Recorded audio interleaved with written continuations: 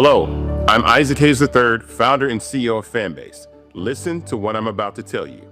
The window to invest in Fanbase is closing. We've raised over $10.6 million of our $17 million goal.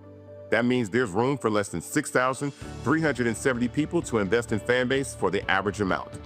The minimum to invest in Fanbase right now is $399. That makes you an owner in Fanbase today. Go to startengine.com/fanbase to invest. Why? Because current social apps have taken advantage of users for far too long, with content suppression, shadow banning, harmful racist content, and no real tools for monetization and equity. Fanbase has over 1.4 million users and counting, allowing anyone to reach all their following and monetize their content from day one. Social media is the new TV, and whoever owns the apps that distribute that content have the opportunity to own potential billion-dollar companies. While big platforms with uncertain futures are failing to serve their users, Fanbase is stepping up to fill the gap. Don't wait until it's too late. Invest now, invest for yourself and your future. Go to startengine.com/fanbase and own the next generation of social media.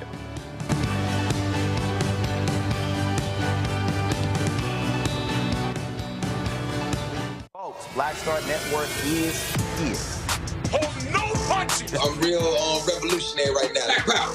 Support this man, Black Media. He makes sure that our stories are told. Thank you for being the voice of Black America, Roland. Stay black. I love y'all. All momentum we have now, we have to keep this going. The video looks phenomenal. See, this difference between Black Star Network and Black-owned media and something like CNN. You can't be Black-owned media and be scared. It's time to be smart. Bring your eyeballs home. You dig?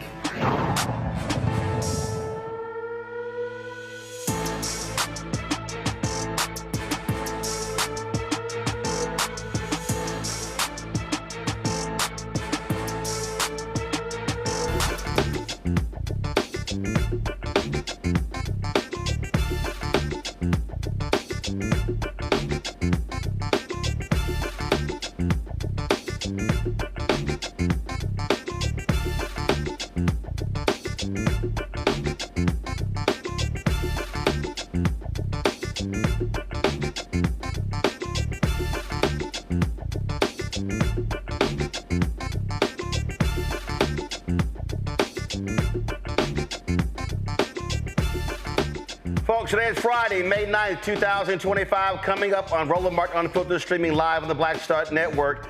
In a surprise move, a federal judge has postponed the sitting of a jury in the trial of Sean Diddy Combs. Legal analyst Candace Kelley was in the courtroom, and she'll tell us exactly what is going on in that particular case. A Black Texas mother whose son was killed by a Lubbock County Sheriff's deputy wants answers about his death. She'll be on the show to tell us exactly what happened. Also, I'll talk to a Missouri Democratic state representative who lit up the GOP over the capital gains bill and caring about poor people. Also, dumbass Donald Trump calls the Mattel toy company a country, saying he'll slap tariffs on them. And the thugs in Trump's ICE. They arrest the mayor of New Jersey, rough up an elderly member of Congress. Folks, wait till we show you the video. This harkens back to the days during Jim Crow of Jim Clark, as well as Bull Connor. It is time to bring the funk on Roland Martin Unfiltered. On the Black Star Network, let's go. He's got it. Whatever the miss, he's on it. Whatever it is, he's got the scoop, the fact, the find. And when it breaks, he's right on time and it's rolling. Best believe he's knowing. Putting it down from sports to news to politics. With entertainment just for kicks, he's rolling.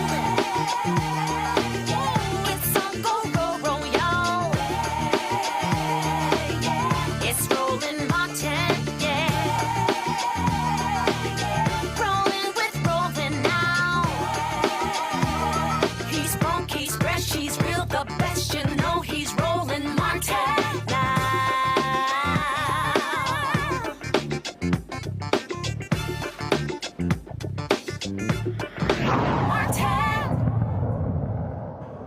jury selection in the case of Sean Diddy Combs has been postponed after the federal judge granted a request from the defense team. The prosecution, they objected to that. This is the final step to narrow down the potential jurors from 45 down to the folks who were here at the jury, as well as the alternates. Legal analyst Candace Kelley was sitting in the courtroom today. Candace joins us right now. So what the heck happened? Well, here's what happened. You had 45 jurors that we had these hundreds of jurors finally whittled down to. And so today was supposed to be the day where the attorneys were supposed to ask their jurors, and they were going to seat those 12 jurors and 6 alternate jurors. What happened was that over the weekend, there was one juror who wrote the court and said, look, for my well-being, I really don't want to be a part of this. And then there was another potential juror who actually lied on his questionnaire. He was a part and is a part of a lawsuit against the city of New York, and he did not disclose that. So because of that, we are now down to 43 jurors. What the judge was scared of was that if the jurors were seated today, then they would spend the next 48 hours thinking about their situation, and then they'd have even more jurors pulling out, and then Monday would be a no-go. So he decided, let's just wait till Monday. We're going to seat all of the jurors, and then thereafter, we're going to go right into our opening arguments. So that's what happened. They want to make sure that this pool stays intact. So it's a pool of 45, but it's going to be narrowed down to exactly how many? It's going to be 12 jurors and then 6 alternate jurors for a total of 18. And right now we're at 43 because of those 2 jurors who are no longer a part of this process. Gotcha. And so, but it's not like there's going to be a delay in the trial. There's simply a delay in this final jury selection process. Exactly. And it really is a part of strategy in order to make sure that everybody stays intact. Because at that point, if today they decided, hey, all right, we've selected our 12 jurors and our 6 alternate, and then out of those 12 or those 6, you had more people pull out, well, then we're back at the beginning again. And he did not want that to happen. He knows how fraught this case is. He knows how worried people are about not only their livelihoods, but their potential safety, you know, what people think of the case. People are crazy out there. Will they say or do anything to jurors? There's a lot to think about. And if you're allowed 48 hours this weekend to think about that, you might potentially pull out for all of the media coverage and everything in and around this case. So that's where we are now. But, you know, one of the key things today was another argument that was made, and that had to do with Cassie and coercive force. And this was very important because we got a chance to see the strategy of the defense. Here's what we learned. We learned that the defense is going to say that Cassie herself, not only was she in an abusive domestic violent relationship, but she herself was violent. And therefore, for her to be coerced into a certain situation that they are saying Diddy did, she couldn't have been coerced because she's a fighter herself. She's abusive herself. And because that's the way they interacted, the defense is saying, Sean thought that just carried over into other parts of their lives. So you have to have this prerequisite of the coercion in order to get to the sex trafficking, which is why this coercion part is very important. Was she coerced or not? Is she this violent fighter that they seem to be going in? Well, that will be in the direction then that's going to be up to the jury to decide. But there definitely is a part of their plan to say she herself was an abusive partner. What about this missing key witness? Yeah. You know, the missing key witness is important because as we go into opening arguments, we know that the prosecution and the defense, they lay out their roadmap as to what witnesses are going to hear, what their arguments are going to be, what evidence is going to prove their case. So we have this one witness, this victim that has gone missing in a sense.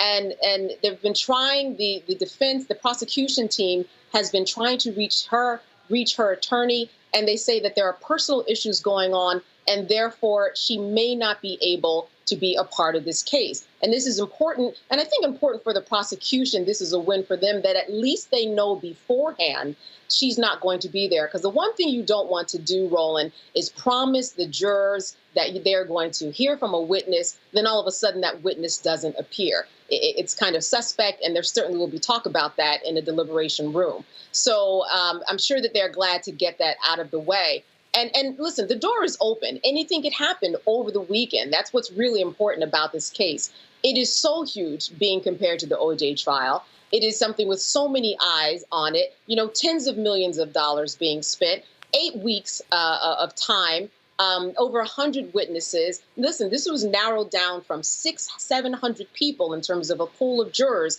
down to the 43 that we are at now. This is a huge deal, and I would say that that door is open for even more things to potentially change before we hear from opening arguments on Monday. All right, then. So it's a lot going on there, and this is expected to last some 2 months. And again, the prosecution, what they actually have to prove is that these parties crossed the line from being sex, drug-fueled sex parties to coercion.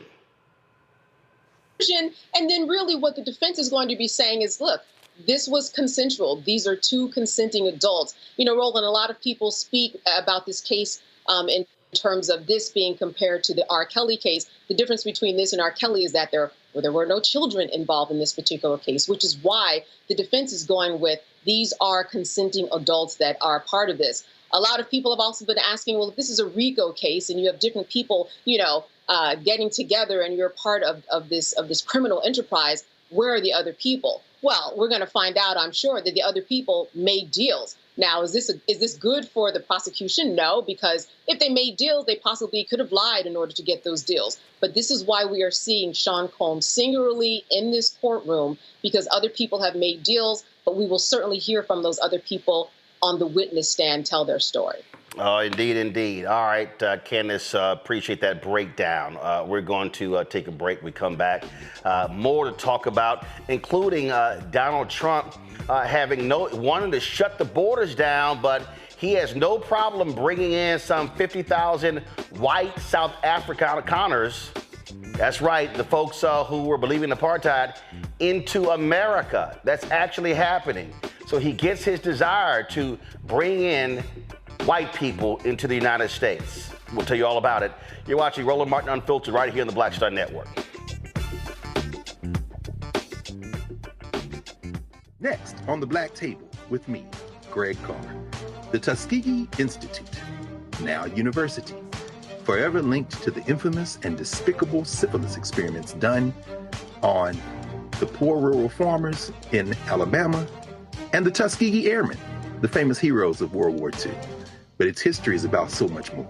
In his new book, The Tuskegee Student Uprising, author Brian Jones reveals a largely untold history, rich in radical activism and reform. Suddenly the students are meeting these folks whose lifestyle is very different from theirs, very rural, but they're seeing them lose family members. People in their family disappear. How Tuskegee became an epicenter for Black power. An amazing history lesson on the Black Table, right here on the Black Star Network. Hey, what's up? It's Sammy Roman. Hey, it's John Murray, the executive producer of the new Sherry Shepherd Talk Show. It's me, Sherry Shepherd, and you know what you're watching, Roland Martin Unfiltered.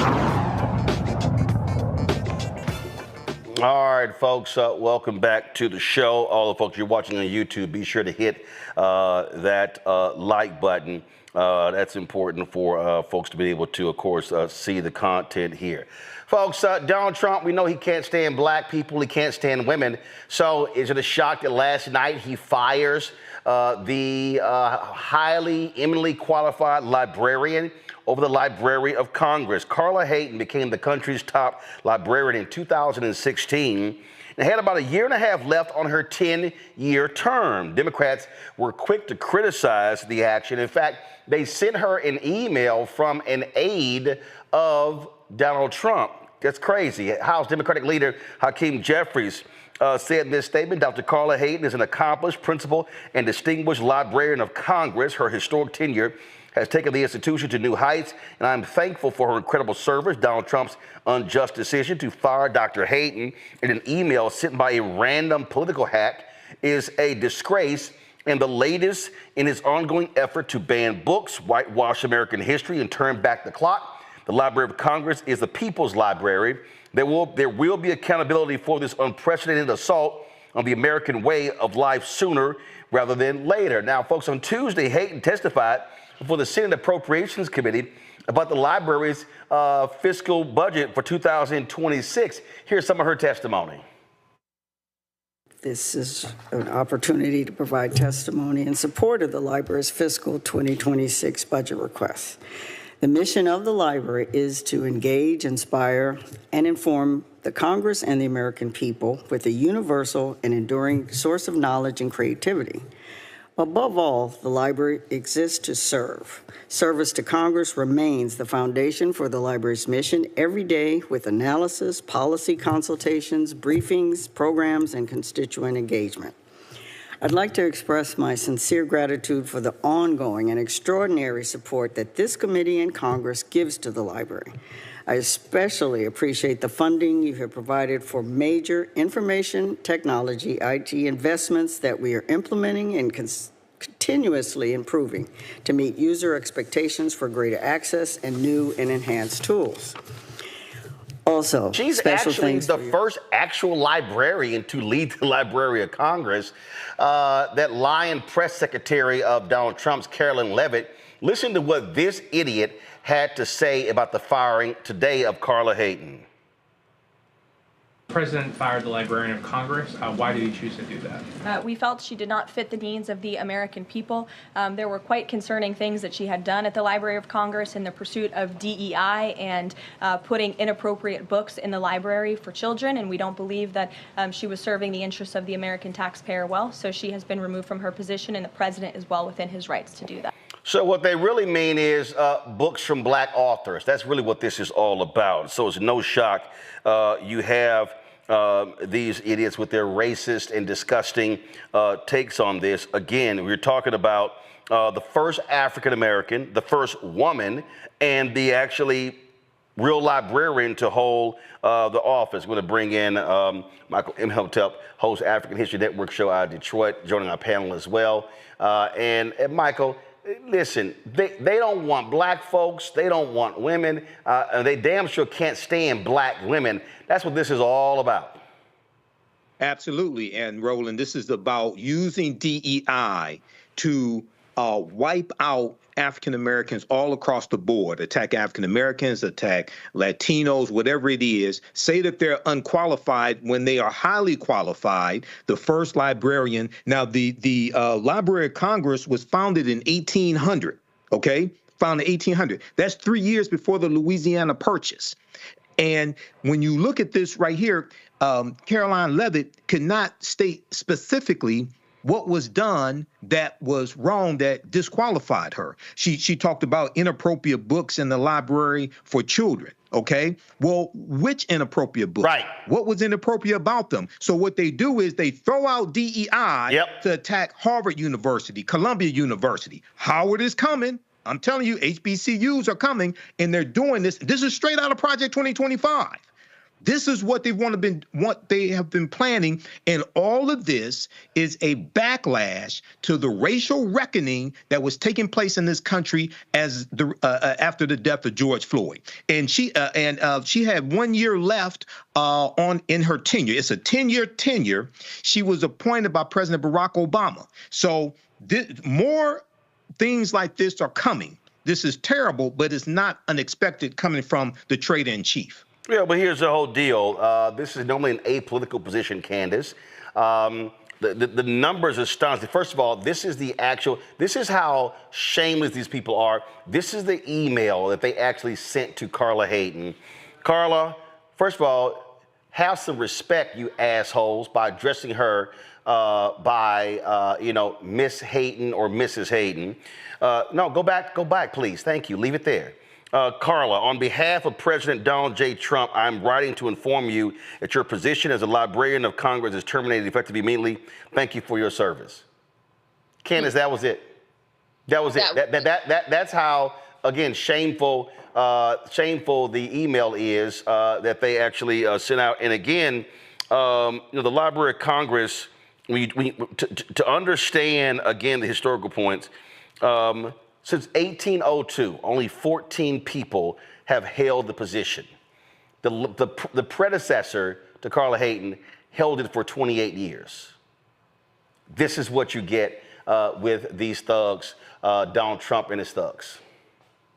You know what's happening, Roland? I see it as them rolling back and not having the constitutional convention that normally or very hard to have in order to try to change the amendments that are out there. Because one by one, all of our amendments are being eradicated. You can look at the 14th Amendment, the 5th Amendment in terms of due process, the First Amendment in terms of, protesting Columbia's campus, or even the Supreme Court making a decision and then Donald Trump saying, no, I'm just not going to listen to this 9-0 agreement by the justices. What he's doing is little by little is he is very much tapping and tapping away at all of the amendments that are out there. This time, it is the First Amendment. This is what it's about. It's about the First Amendment and schooling and making sure that whatever young people read or anybody reads in any system matches his agenda. And so we are talking really about censorship. That is what is on the table. And the First Amendment is at stake. It has always been at stake, and it will continue to be at stake if we do not fight and become informed about these issues so that we know the language with which we should fight with. And that's a problem. He is in a position now between his executive orders and this whole DEI umbrella that we were talking about, where everything can just be swept up under it. So the fight continues, but this is all about censorship in the First Amendment. Yes, DEI, yes, blacks, LGBT, women. They've banned books from women who talk about having freckles because they are different. So we're talking about kind of the most ridiculous things about how they want to make sure that people are not offended by certain things because they're treated differently than another person. Very backwards approach, and is certainly an attack on the First Amendment. Yeah, but it's not just the first. When you look at all their actions, and we're going to get to this when it comes to the arrest of Mayor Ras Baraka, they don't care about the Fifth Amendment. They don't care about the 14th Amendment. The only amendment they care about is the Second Amendment, Michael. Yeah, Roland. Well, you're dealing with a thug president. So when you have somebody that's a 34-time convicted felon, you can expect them not to follow the law. OK, and so once again, this is an example how elections have consequences. OK, so we're going to see more of this. We have to continue fighting against this. But this is a lawless administration. And you're going to see more attacks using diversity, equity, and inclusion actually to fire people. OK, we see the closing of the Minority Business Development Agency, OK, which distributed billions of dollars in contracts for African-American owned businesses. We saw that the Environmental Protection Agency was cutting grants, wiping out grants, talking about DEI. We saw that when you look at Cancer Alley, the lawsuit that the Department of Justice had against the petroleum company the petrochemical company, I should say, in Louisiana, in the area called Cancer Alley. They dropped that lawsuit citing DEI. Cancer Alley is 92% black, 92% African American. So all these policies, even though they were not 100% for African Americans, we did gain some benefit. OK, but now they are reversing all that. Yeah, they're just slapping DEI on everything. This is the new critical race theory. It's like we're just going to slap DEI on everything. But the real thing here that Candace laid out is Donald Trump, when he was, see, this is what people don't understand. He was not joking when he said, I want to be a dictator on day one. His whole deal is Candace, they want to take as much executive power. They believe that that legislative is irrelevant, judicial is irrelevant, that they hold all power. He wants to be a king. He wants to be Putin. He wants to be a dictator. He's doing that is he's finding workarounds. He's finding workarounds in executive orders. He's finding workarounds you probably have noticed in various press conferences when he's asked questions, he'll tell you, well, that's not the question that you should be asking. Or he will say, I absolutely know nothing about that. When, like Michael said, not only has he known about it, but, there's pen to paper about it in Project 25. So what they're doing is really a lot of strategy, right? And then they're putting things out in the forefront so that we worry about other things and won't worry about the desegregation policy that was just reversed down in the Louisiana parish, right? We know about that, but it's not headlining news. We're talking about things like the UK and tariffs, which certainly are important, but meanwhile, simmering right below everything, right? I mean, like they say in the South, if it was snake, it would have bit us. It's right there if we look. There's a lot of snake biting that's about to go on because he's doing things right in our faces, but we're not paying attention. And by the we, I mean people who need to be better versed on the laws, to understand what it means to go to the polls and vote. 90 million people sat down and didn't do anything this time around. And just being informed enough so that you can fight for your rights. I find that many times people do not know even what they're supposed to fight about because they're just not informed or they're misinformed by the media. So that's where we are right now. It's really incumbent upon everybody to do their jobs to try to make sure that everybody is well aware of what is going and to pay attention to the details and what's going on beyond the surface, not just at the top.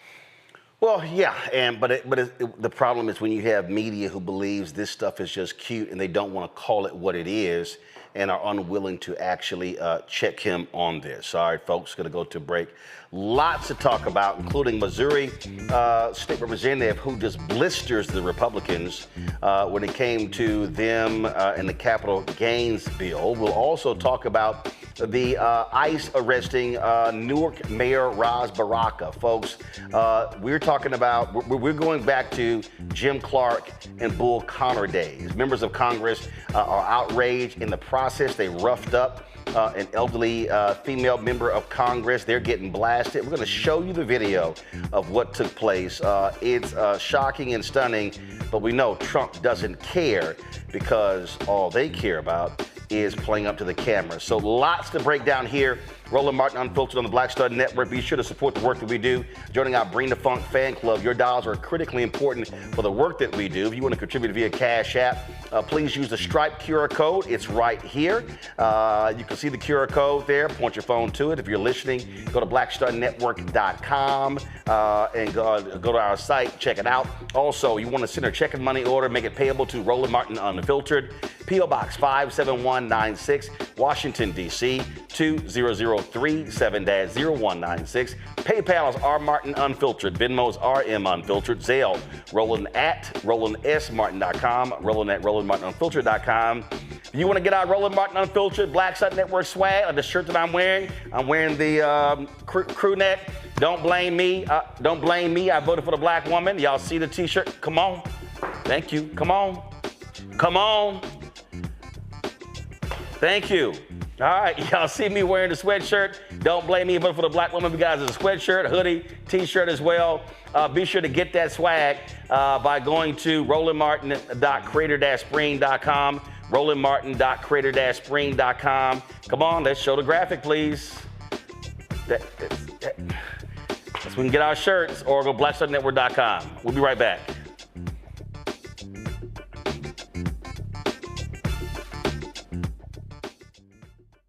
Now streaming on the Black Star Network. In France, me and Tony, and accidentally went to the Louvre, right? But I had never been, and I saw a side door. And we got off the little bus. I said, come on, let's go to the Louvre. I mean, I'm just like, let's go to the Louvre, right? We're here. This black girl is at the door with this white guy, black African girl. And she says, oh my God, Vanessa Bell Calloway. And I'm like this, you know me? And come to find out we were at the wrong door. But she said, I'm gonna let you just go in here. But I was in Paris, France. Mm-hmm. And that shocked me. She knew my name, she knew me. Mm-hmm. My movie. Mm-hmm. You know, so it's like, you just gotta, they say, build and they will come. Put it out there, people will find it, they will come.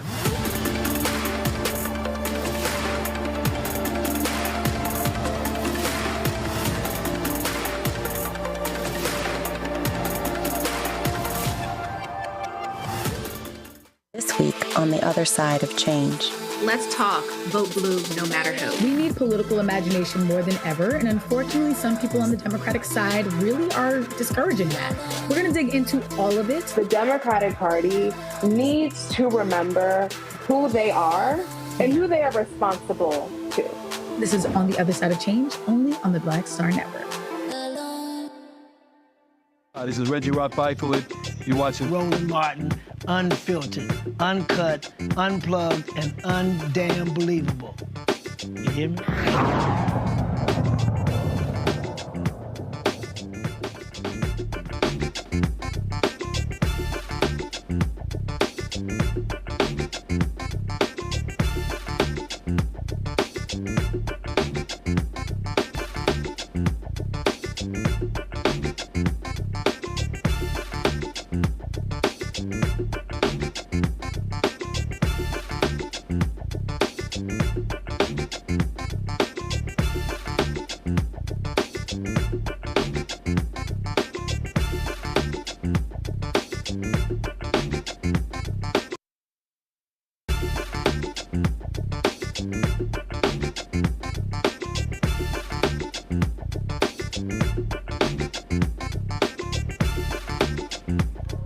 All right, folks, a lot of drama happening when it comes to HBCU presidents. We're going to show you again Will Packer, Florida A&M, a prominent graduate, just ripped into one of the choices for their finalists, targeting a black, what he calls a black MAGA Republican. Now, Bethune-Cookman, also in Florida, they've announced the finalists, 3 finalists for their president to lead the historic 124-year-old HBCU in Daytona Beach. A 15-member search committee of board members, faculty, students, alumni, community leaders have narrowed the field to the candidates. They will each visit the campus for interviews and community conversations.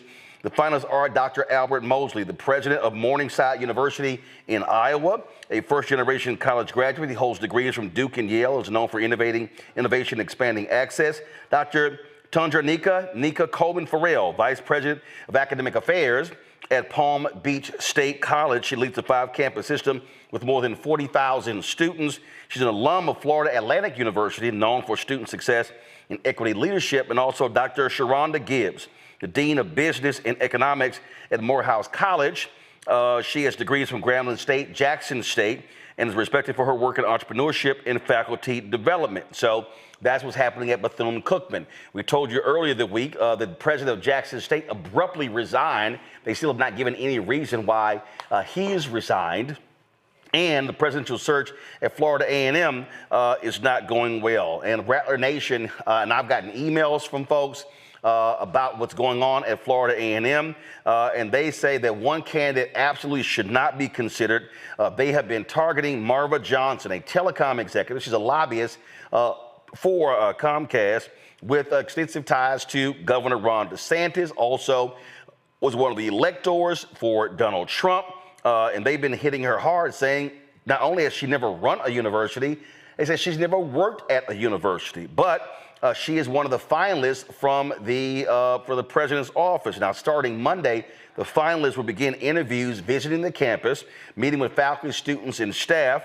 And also the interviews will be live streamed. We'll be carrying those interviews right here on the Black Star Network. Now, as I said, Florida A&M alum Will Packer, Hollywood producer who's given lots of money. The amphitheater on campus is named after him. He dropped this video last night and has continued to put pressure, calling on Florida A&M Rattlers to stand up. And again, he is specifically targeting Marva Johnson, saying she is grossly unqualified to even be a finalist to be the president of Florida A&M. This is what he dropped on social media. This is an urgent message for alumni and students of Florida A&M University, and a warning for all those who love and support HBCUs. HBCUs are under attack. MAGA is trying to take over leadership at several of our beloved institutions. Right now, FAMU is in the bullseye. Hear me loud and clear. Right this very minute, a group of activist Republicans are trying to put in the highest position of power someone who is solidly and objectively unqualified for it. Her name is Marva Johnson. FAMU deserves better. Marva Johnson has been named a finalist for the FAMU presidency by Florida Republicans who sit on the presidential search committee. Let me tell you a little bit about Marva Johnson. She is a career lobbyist with no experience in higher education administration. Literally, the same amount of higher education admin experience as you or I. Zero. None. Now, this is not just about her being a staunch Republican. Everyone has a right to their own political affiliations. But what we cannot allow is a hostile takeover by someone who is aligned with a party that has loudly and proudly espoused ideologies that attack diversity and diverse institutions, attack equitable economics, and attack inclusive principles. The exact pillars that institutions like FAMU were built upon. There is no place for that hateful and divisive rhetoric, not at the College of Love and Charity. As an active and proud alumni who has given money, who has given time, and who has given untold effort to the place that helped shape me, I refuse to sit idly by and watch others attempt to destroy the legacy that so many who came before us have built. Neither should you. Now, this process is moving fast. These 13 individuals make up the FAMU Board of Trustees. Possibly as soon as next week, they will vote on the next president. We have to act now.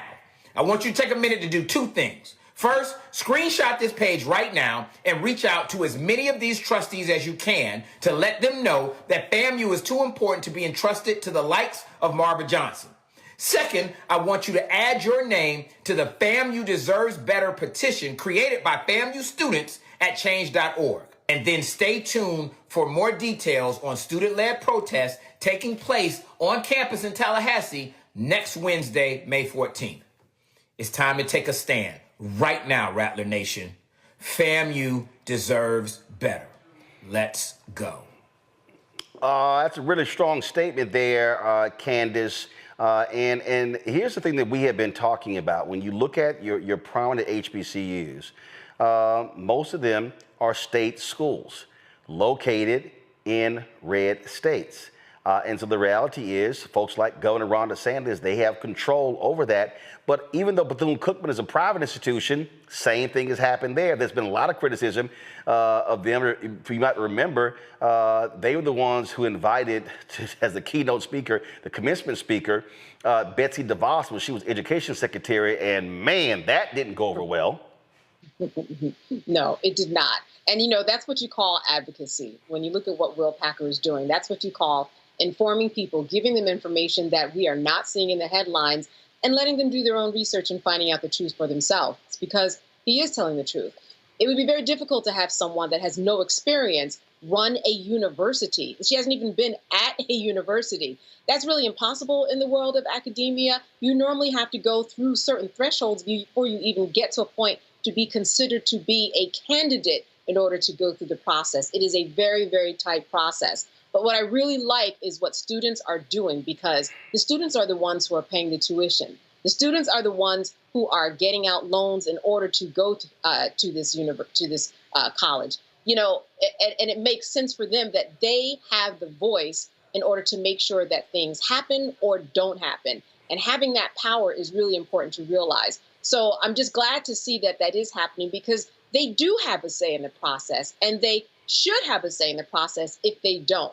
When they have the opportunity to hear all of these candidates, I do hope that the students will come and listen to the presentations, because they normally have that as a part of the interview process. You have to talk about your ideologies, how you see leadership, how you will manage the school, what are your plans for the school, and all of this is open for people to sit down and listen to. Again, when you are informed, you are a better advocate for everything. So they have the change.org petition, and hopefully, and I'm sure that that's going to be married to actual action and going out and listening to candidates that are in fact qualified.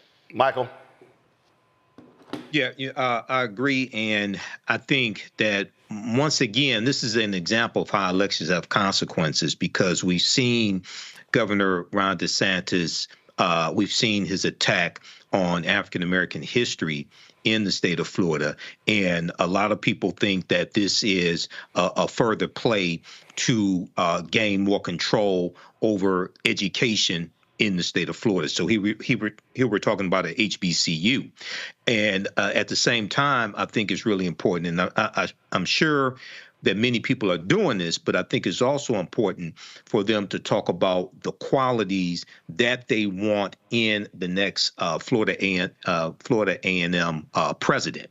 And one thing that I wonder with Marva Johnson being totally unqualified for this, are Republicans going to refer to her as a DEI hire now? She's totally unqualified to lead this institution. She hasn't led a college before, so she doesn't have a background in this. So I wonder if Republicans are going to refer to her as a DEI hire. It's absolutely crazy what's going on. So we'll be following, and again, we're going to be live streaming all of those interviews right here on the Black Star Network. I did reach out last night, called Marva Johnson. She was flying, and so I said, hey, you want to come on and talk on the show? Let me know. We'll definitely have you on. Folks, let's not talk about, it's going to now go to Missouri, where a state representative there has really been using her voice to call out Republicans on their actions. We previously posted her video dealing with the issue of reproductive rights. But I was perusing and came across this one from Rachel Prouty, where, man, she was all over these white Republicans in the legislature who all they care about are their rich donors. These are the same people who love taking over the police departments in Kansas City and St. Louis, but in the only two departments in the whole state where they want to control. And so it was a bill that would increase property tax credits and sales tax exemptions for diapers and feminine hygiene products. And she was having none of, all of a sudden, their concern for the less fortunate. I don't even know where to start. I guess you can call me slap happy and that I don't have common sense, because I'm a very hard on this for several reasons. One, how dare y'all?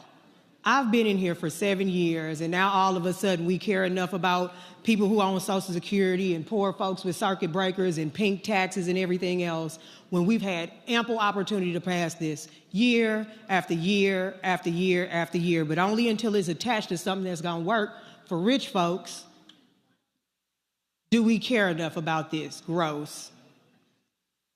And then have the audacity to say, oh, if you don't like this, you don't care. Y'all are too strong. We've cared year after year after year after year. Welcome. Thanks for joining us on Caring. No, I don't care about the folks who got to go and buy boats. And you can put that on Facebook. I don't have any of those in my district. No one's sitting at any marble tables over in the 73rd talking about capital gains tax. They are talking about these eggs. They are talking about how they have to use the emergency room for their primary care physician. They do talk about that. They do talk about rolling toilet paper around their drawers because they can't afford tampons and pads. They do talk about that. And if you're offended by that, that's what they talk about in my district, and they're Missourians too.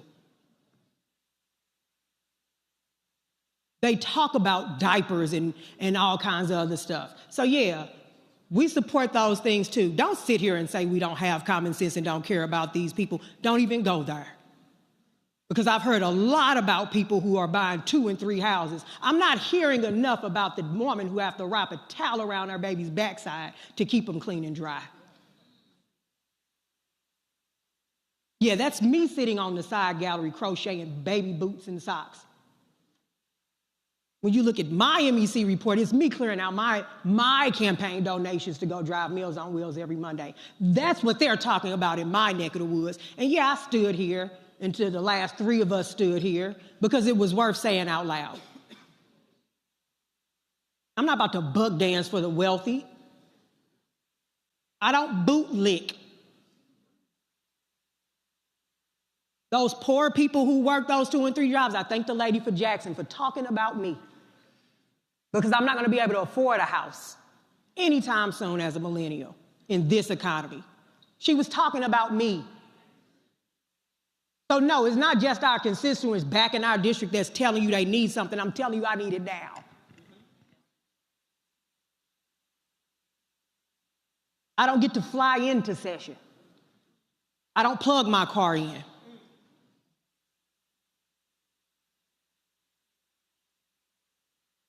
I have Walmart greeters in my family in their 60s and 70s. Y'all get to run for office.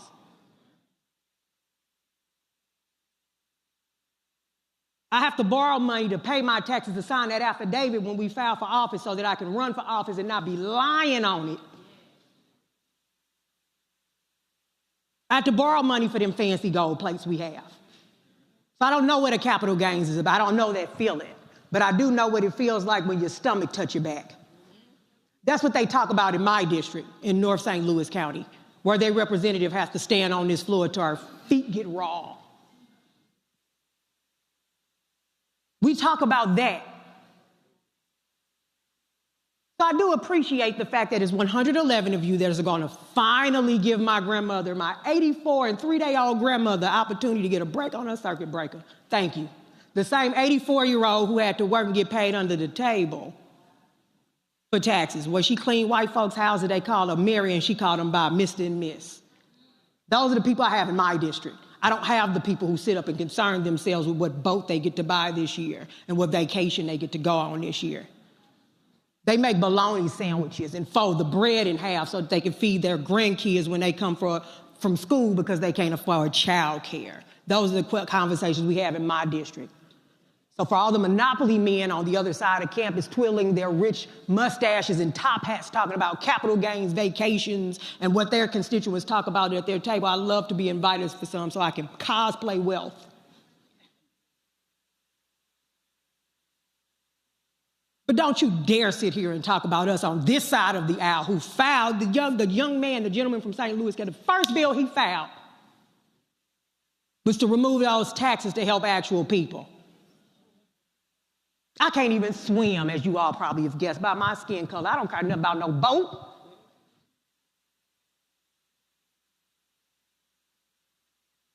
Just pass the bill and stop trying to act like it's us over here when it's been you all the whole time. I'm grateful that these things are on this bill. I am. I'm voting on it, but I'm grateful it's here.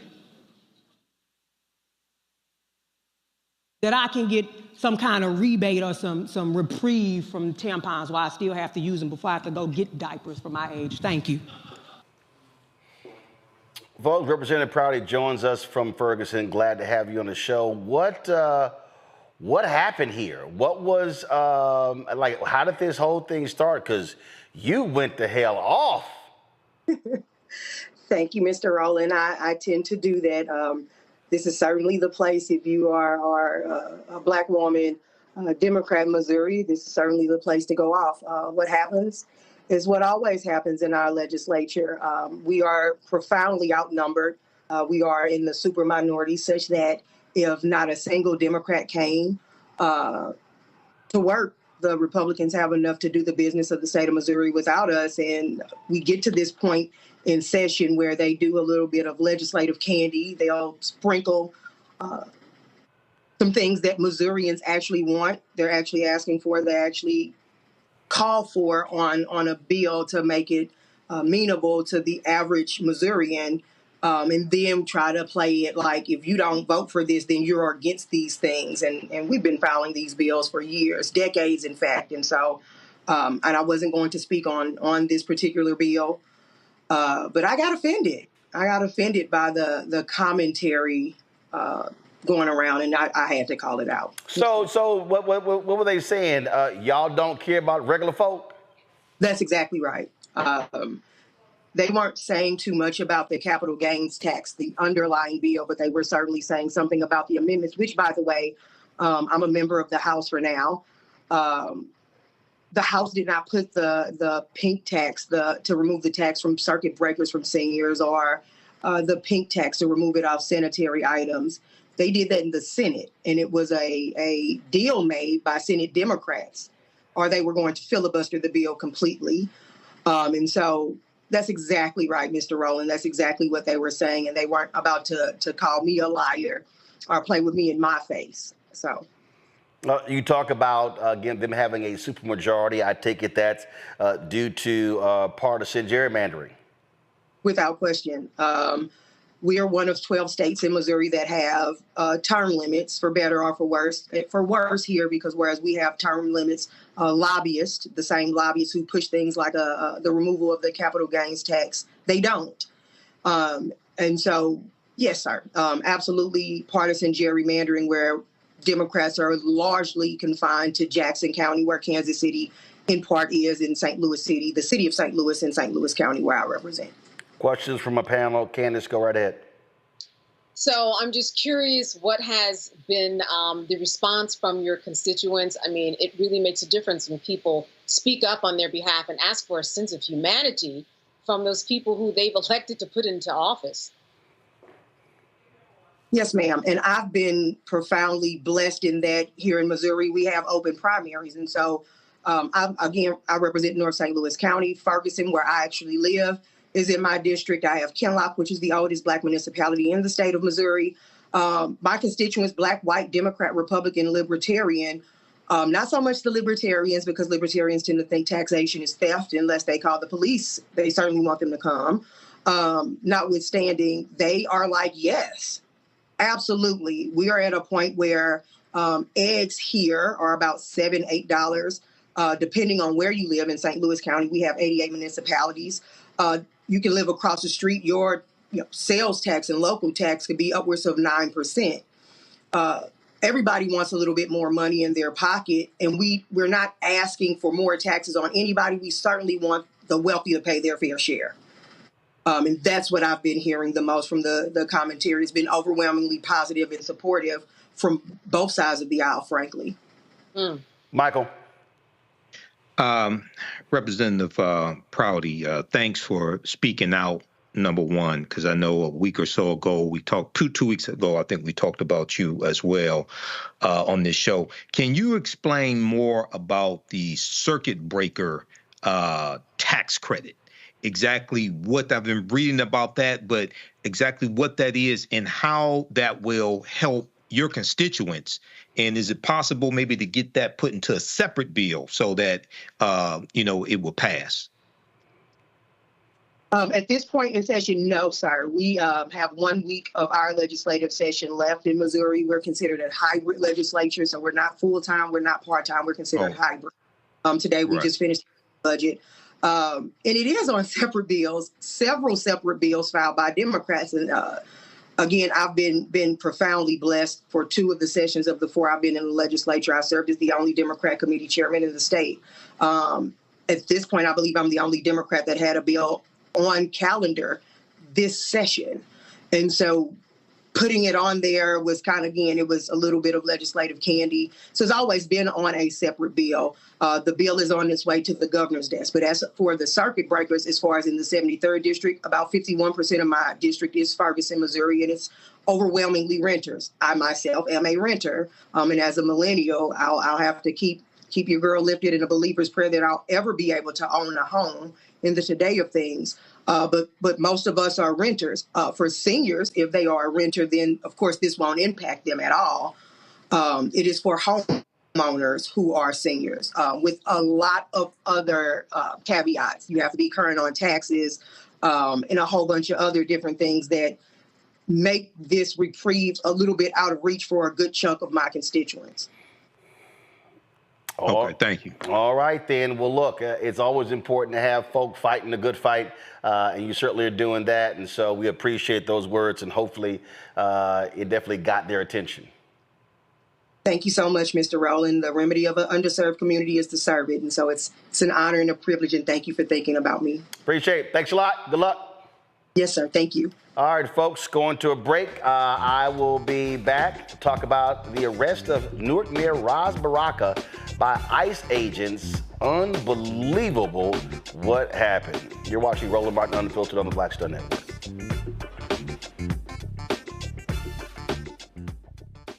On the next, A Balanced Life, we're talking soul and soul food. The kitchen is the heart of the home. So many memories that are there, the things we've learned, the recipes that we've tried to garner and to somewhat figure out how to cook ourselves. There's something about the kitchen and family and being at the table that brings us all joy.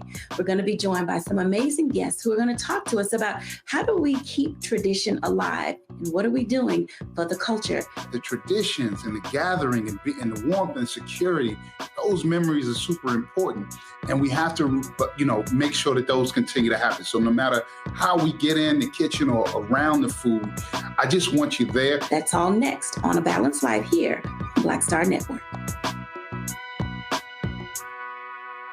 Now streaming on the Black Star Network.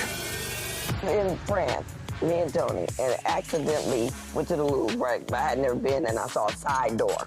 And we got off the little bus. I said, come on, let's go to the Louvre. I mean, I'm just like, let's go to the Louvre, right? We're here. This black girl is at the door with this white guy, black African girl. And she says, oh my God, Vanessa Bell Calloway. And I'm like this, you know me? And come to find out we were at the wrong door. But she said, I'm gonna let you just go in here. But I was in Paris, France. And that shocked me. She knew my name, she knew me. She knew my movie. So it's like, you just gotta, they say, build and they will come. Put it out there, people will find it, they will come.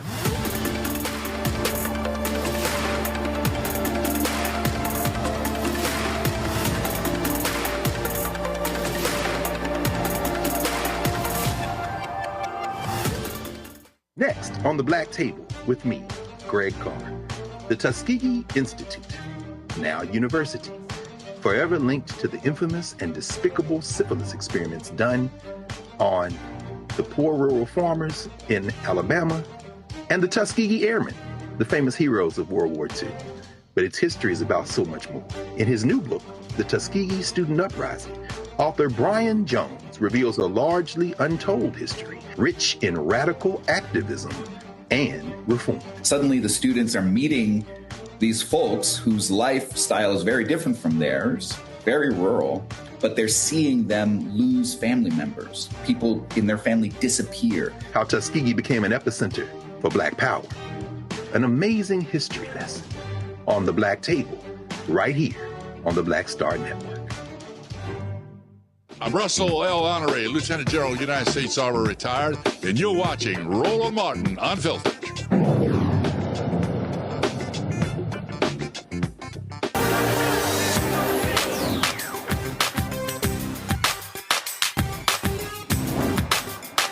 Been frozen out. Facing an extinction level event. We don't fight this fight right now, you're not going to have Black owned.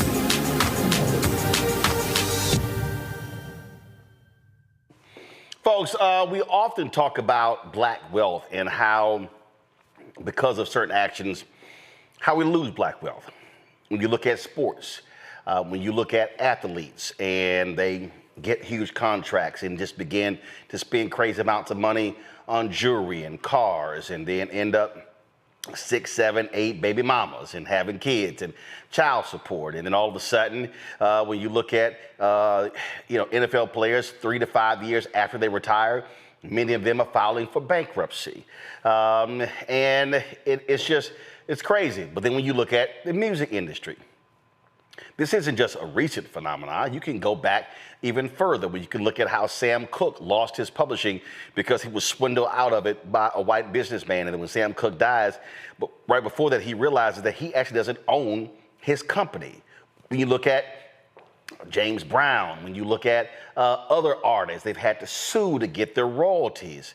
Then you go even further. You look at Luther Campbell, how he lost his company, where he brought in a trusted individual who was cooking the books. That individual ends up getting control of his music empire. This goes on and on and on. And if there's any area that, frankly, is the most gangster, the most atrocious when it comes to ripping off artists, it's the music industry. Well, the law, though, has also been changed, allowing artists to get their copyrights back. But the problem is, too many people aren't actually paying attention to the business of the business. They're fixated on the entertaining part. Well, Isaac Hayes III, he's the son of Isaac Hayes, has been dropping these videos on social media, trying to educate artists on how to regain their publishing, regain their copyright. And the laws have been laws have been changed, and a lot of people don't understand. And so you see these videos on social media of artists complaining about not owning their masters and not owning their publishing without realizing that there are ways to get those things back. Isaac, of course, founder of Fan Base, joins us right now. So, Isaac, you've been dropping these videos, and you posted something recently where you said to any artist, hey, DM me, I can walk y'all through this. Has that been happening? Because when you dropped the first video, I actually sent it to a very prominent rapper, and he said, brother, I appreciate this. I'm already aware. We're already on this. But thanks for caring about it enough to send it to me. What has been the response from folks since you've been doing this? Well, I won't name the names, but let's just say some very iconic R&B and hip-hop artists have been reaching out, and we're unaware of the process of doing reversions and terminating your copyright. So I'm glad to help. And I think it's the most important opportunity to regain Black wealth, especially for music artists ever, because this is billions of dollars worth of copyrights and masters. So you said reversion. So, okay, so explain to us, so artist signs a contract, and who's owning the music? And people don't understand, an artist can perform a song, but who produces the song, who writes the song, who owns publishing? Owning publishing is different from owning masters. And so explain that. Yeah, so when you sign a deal with a record company, the record company owns your masters, which is basically the 2-track recording of whatever the song is. So whatever the version of your record is, the record company owns that for a period of time. Before 1972, you could never get your masters back. After 1972, you could get them back after 35 years. When it comes to publishing, when you're a songwriter or a rapper and you write a song, typically you've done a deal with a publishing company that advances you money for half of the income and control of the actual copyright. Well, there's a law that pre-1978, you could terminate those rights after 56 years. And then post-78, you could terminate those rights after 35 years. So if you realize it's 2025, that means 1990 is really the dawn of really when hip hop went commercial. So you got Hammer, you got Bell Biv DeVoe, LL Cool J, all these rappers, and there's a window for them to terminate their rights and get their masters and their publishing back right now. And if you don't do it in a certain amount of time, you miss the window, and those publishers and those record companies own your copyright forever. You never get it back. All right, so, and again, so when we talk about this window, how long is the window, and what is that process? So the window is about 10 years before the copyrights are due back. So you can file them as early as 10 years before. So I've done this already successfully with my father's publishing catalog, which is from 1963 to 1969. So songs like Hold On, I'm Coming, Soul Man, we've terminated. We've done reversions on those copyrights, and those copyrights are now owned by my family. And you literally were going through the law, we're going, okay, this song, this is the year, expires 2027. This song, you were going through that. Yeah, so those songs, so now these new records, we just filed terminations on Isaac Hayes, the artist. So that's everything from Ike's Mood to Shaft to Do Your Thing, the Truck Turner soundtrack, Joy, all these records. So all these records will be coming back to my family in the next 2 years, but we have to file those notices within a particular window. And you can't, if you miss 2 years after, then you lose the ability to actually terminate forever. So you got about a 13-year window to file. But I'm telling everybody to do this now. And man, you lose forever. Yes. Unless the law is changed. No, you lose the copyright forever because you had your shot to get it back. Now, typically what happens is when you do reversions, there's one of two things that happen. Now that you get your copyrights back, publishers will come along and ask you to buy those copyrights. And there's some really, really lucrative deals to sell those copyrights again. So once you get them back, people are going to approach you about buying them, which is not really a bad idea for some artists. Like, so if you're a living artist, I say this, if you're a living rapper artist, I can tell you there's a particular rapper that was very, very popular in the early 2000s that just sold his catalog for $50 million. And that's great because that $50 million probably would have taken him 30 years to get over time. So imagine getting $50 million up front. And then if you can manage that money, invest, do things like that. Plus, this artist is still young enough to go on tour and perform and make money. In my dad's case, he's no longer here. So I never wanted to sell his copyrights just for a flat out check. So what I did is an administration deal or a co-pub deal where we get an advance and then someone goes and collects that money for us, but we still own the copyright and control where it goes and what we charge and all those types of things. And again, what people don't understand is how the music game has changed. Now, you're talking about ringtones, you're talking about movies, you're talking commercials, you're talking all sorts of things. And no one knows how a song, somebody may hear it and then they may decide to put it in something. I mean, I was watching Jimmy Jam was talking about how when they did Rhythm Nation, how they literally were in a restaurant and they heard a Sly Stone song, and there was this one piece. He was like, "That's it, let's go." And then when they played it for Janet Jackson, she was like, "That's Rhythm Nation." Like that small part of a Sly Stone song set up that entire album, and she feasted off of that. His estate or whoever owned the publishing did as well. That's the stuff that people don't understand. I mean, I probably said the last 3 or 4 years, I swear Nina Simone's music has exploded in numerous movies. I'll be watching a movie and I'm like, I mean, it's like all of a sudden her music is everywhere in all sorts of movies. Well, think about this. Think about probably one of the biggest songs ever, which is Shabuzi's record, right? And that his song, that country record that he did, Tipsy. Yep. He took all the lyrics from Jaquan Tipsy. So Jaquan has made more money off Shabuzi's record than he did his original record. And if he never sold his publishing or his writer shares, he's made millions of dollars off that one song.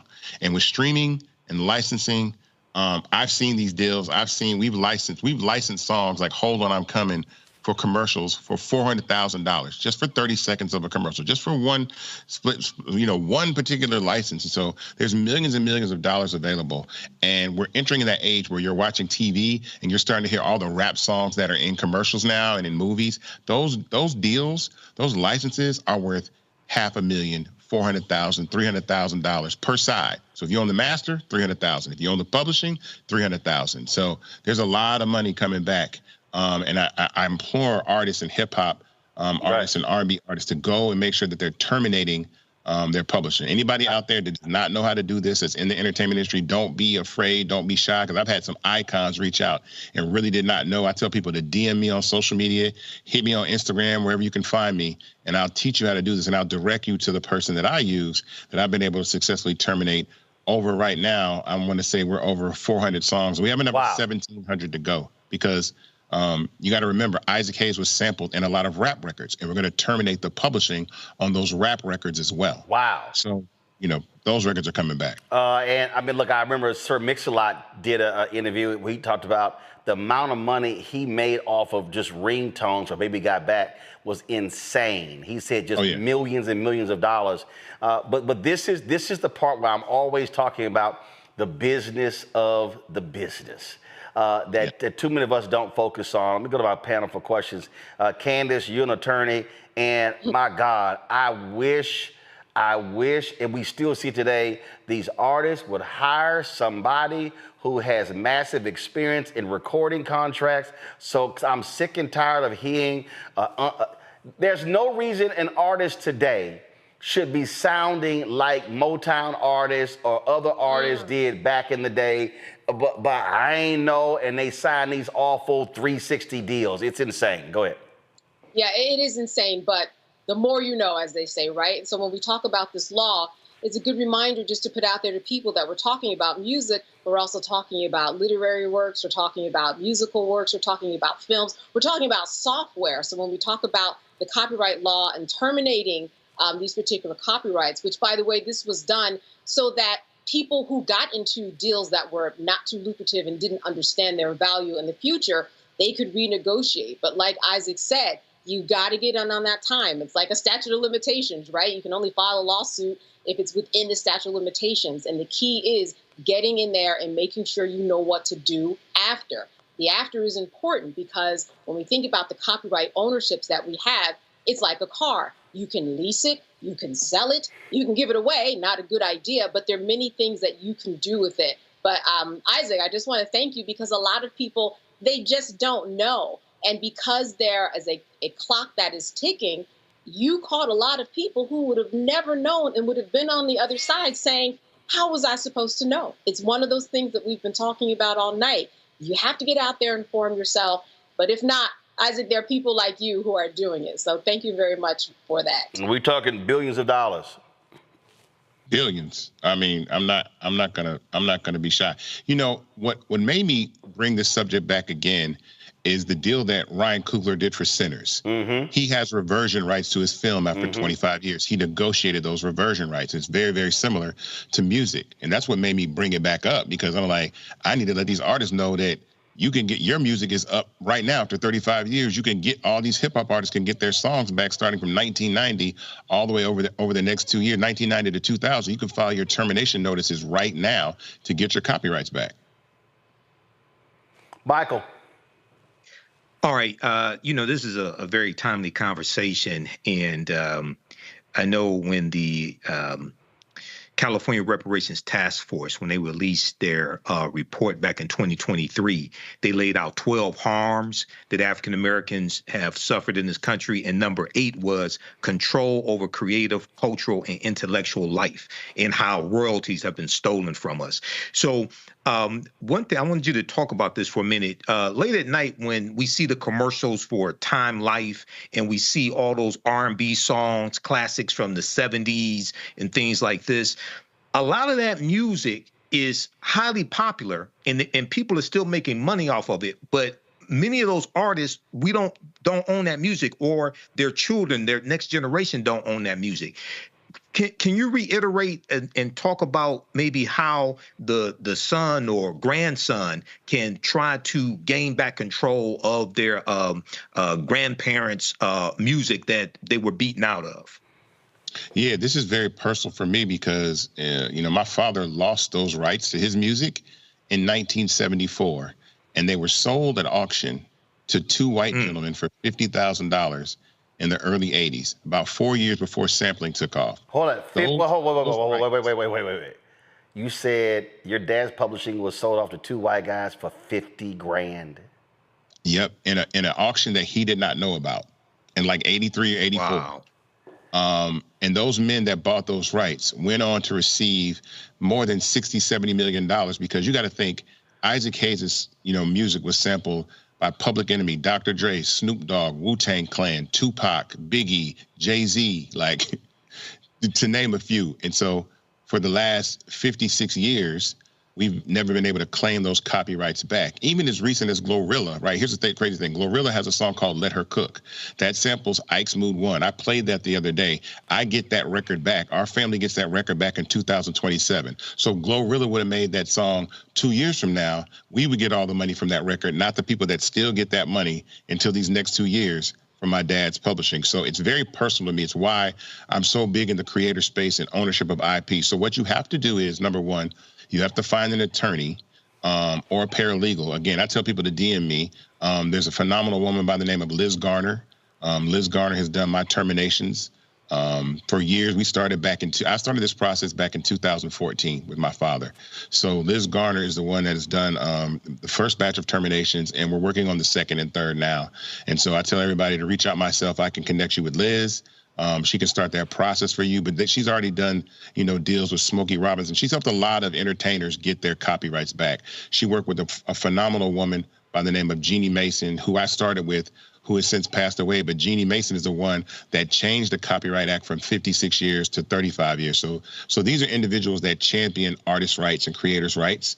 And so I'm happy to work with them, and I'm happy to tell as many songwriters, as many artists to terminate their masters in publishing as possible. So I'm just curious. So how was your dad's publishing sold in an auction that he didn't know? So initially, my father lost the rights to his music in 74 because Stax filed for bankruptcy, and my father took a loan from Union Planters Bank. What happens typically when someone gets a loan is that if you fail default on that loan, they'll garnish the income stream. Right. So let's say like whatever your music makes, we'll keep taking that money and it won't go to you, it'll go to us so we pay back. Right. That's not what happened with my father. They actually took the right and the ownership of the actual IP, which had never really been done before. Then that was done in 74.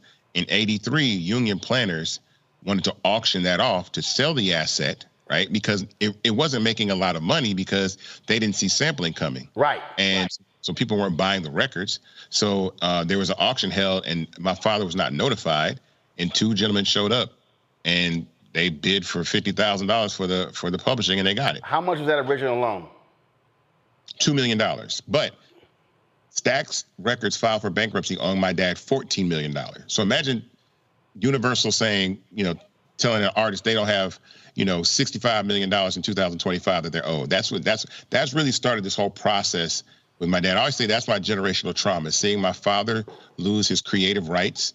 And imagine, other people that don't look like you go to the mailbox for the last, 35, 40 years and take those checks and put their kids through college and buy their kids houses and invest in properties and do all these things when none of my brothers and sisters, none of my dad's ex-wives, none of his grandchildren ever got to be able to do that. But that's why copyright law, I'm so passionate about this, because it's our opportunity to claim what is ours. Well, that's the case for, again, so many folks. And again, you're right.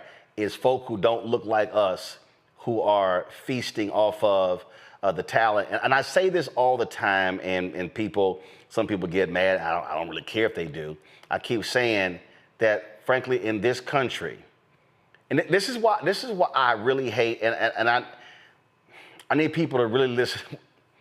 So they just had the Met Gala, and I saw this story where Usher paid $350,000 for a table, but had to seek permission from Anna Wintour, who he got to seat at his own table. And she said no to some people, and not only that, she has control over even what the folks wear. And I sat there and I said, you know what? I ain't spending $350,000 of my own money and having somebody else telling me who the hell I can and cannot invite, and then what I can and cannot wear, to a gala that was celebrating Black culture. And that was one person, I'm not gonna name this person, but they posted on their social media, we doing this for the culture. And Isaac, I'll be honest, I hate that phrase. I hate that phrase because when I hear the phrase, yo, we doing it for the culture, my problem is we keep giving away the culture. And so we're just so happy that we performed and that we made the art. Yo, we doing it for the culture. We're doing it for the culture. They doing it for the money. We doing it for the culture. And I keep saying I'm tired of us being the show in show business and them being the business in show business. And we've got to get artists to understand, yo, you can love the music. You can want to be on the stage, but trust me, somebody else is getting paid. And so we better understand the business of the business, because it's literally billions of dollars that Black people, we have made more white executives richer. Let's be real clear. We know from the documentary, Jimmy Iovine, he was about to file the day before Suge walked in there, they about to file bankruptcy. And the billions made. And so that's what we got to understand. Let's stop making other folk billions and make our folk billions. Final comment. Well, let me say this, because I think it's really important. Black culture is the most valuable thing on planet Earth. I'm telling you right now, it's more valuable than gold, more valuable than diamonds. It's more valuable than even some of the software and technology we use, because most of these things are powered by Black culture.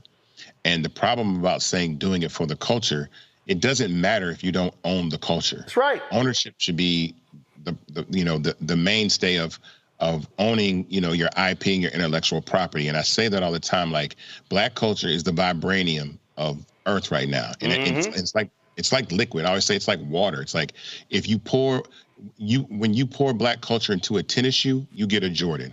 When you pour Black culture into a record label, you get all these phenomenal rappers. When you pour Black culture into the sports industry, you get LeBron James. You get all these amazing athletes. When you pour Black culture into a smartphone, you get TikTok, you get Instagram. The problem is all these things that we're pouring into are infrastructures that we do not own.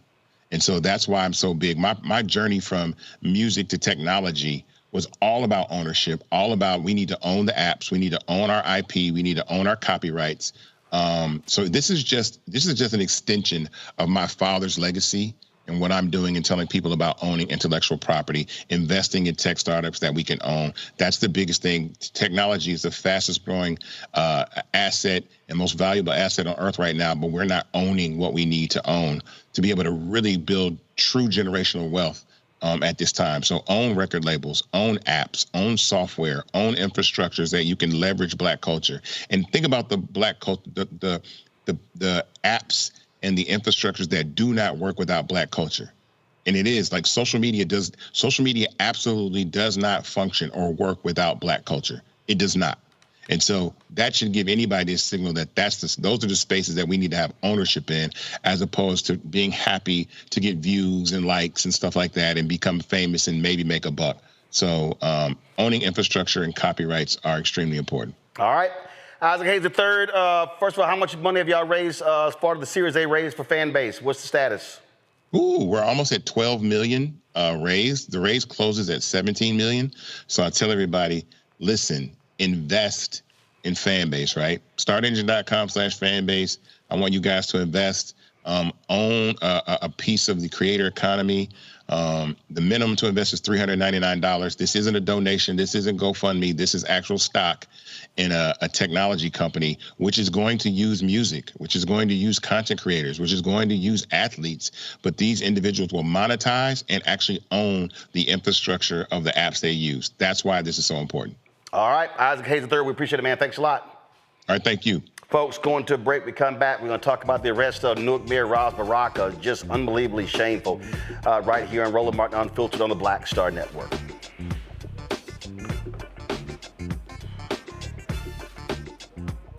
Next on the Black Table with me, Greg Carr. The Tuskegee Institute, now university, forever linked to the infamous and despicable syphilis experiments done on the poor rural farmers in Alabama, and the Tuskegee Airmen, the famous heroes of World War II. But its history is about so much more.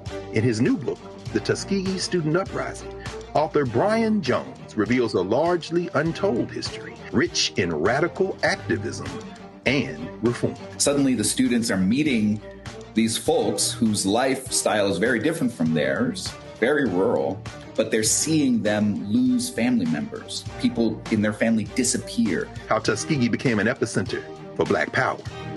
An amazing history lesson on the Black Table, right here on the Black Star Network. This week on The Other Side of Change.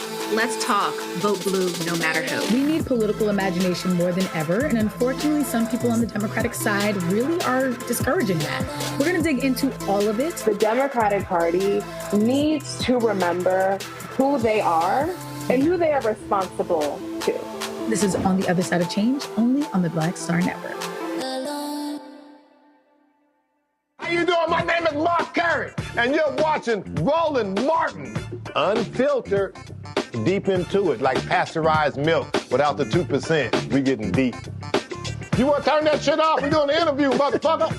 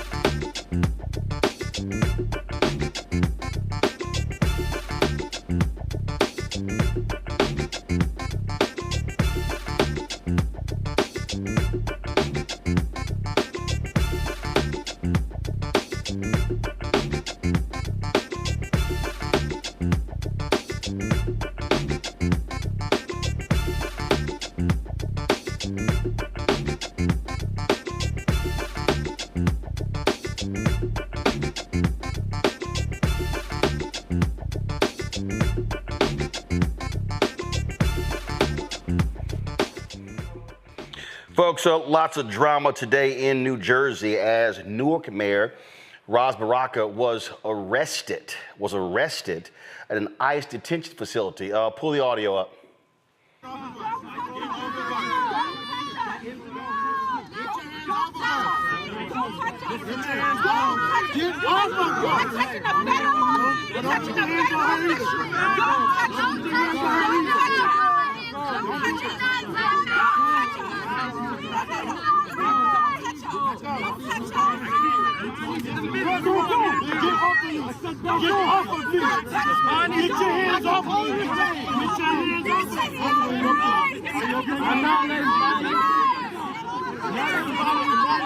I'm not letting you cannot push.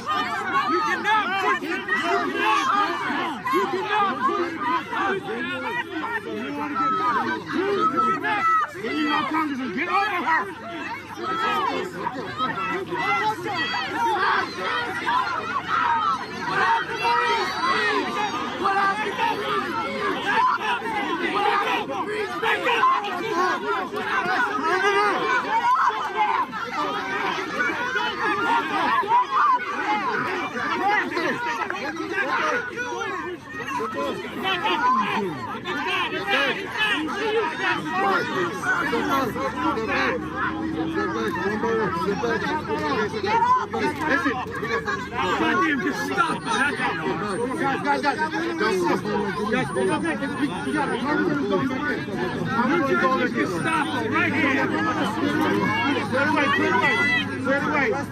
Member of Congress, come on, brown shirt. Use her. Thank you. Now, they were there protesting this facility, claiming that it was open illegally and in violation of local ordinances. A number of people said that Congresswoman Bonnie Coleman Johnson, matter of fact, y'all call her, see if we can get her on the phone, was roughed up in the process. This is Robert Menendez Jr., of course, the son of the disgraced United States senator, who's now a member of Congress, who was talking about what took place. Listen.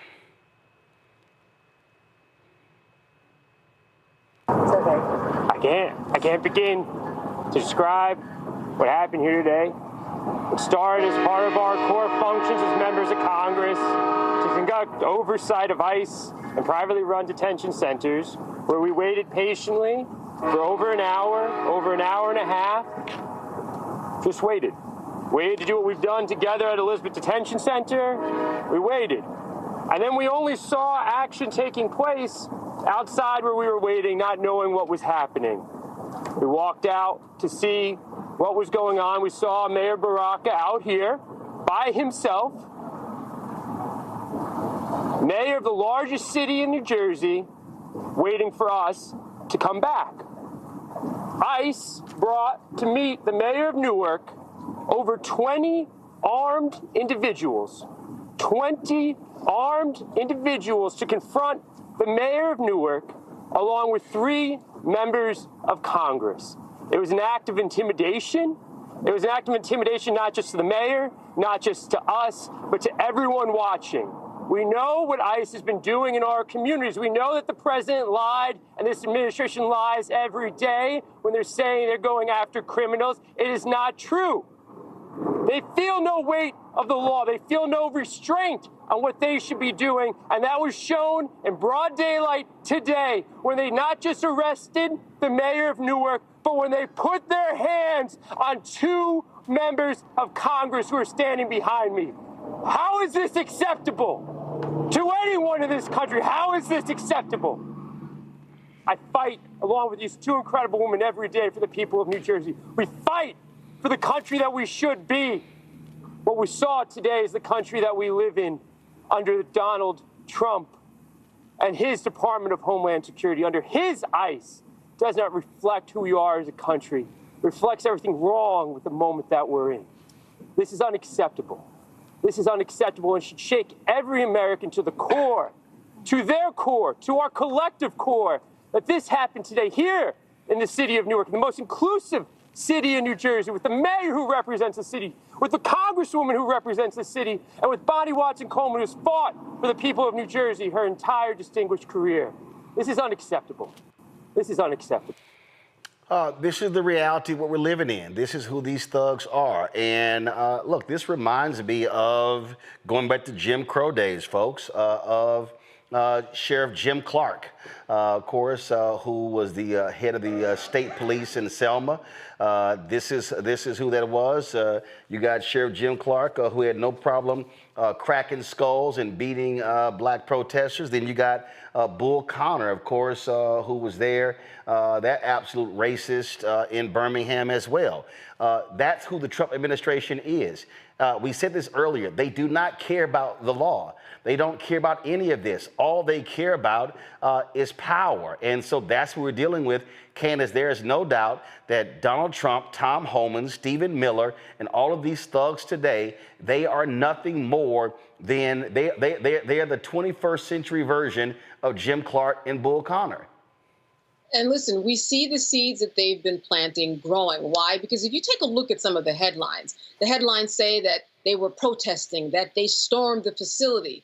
And that's why Trump, that's why the executive branch wants to take control of the media, because then they are created a narrative in order for them to act. This is the statement from DHS.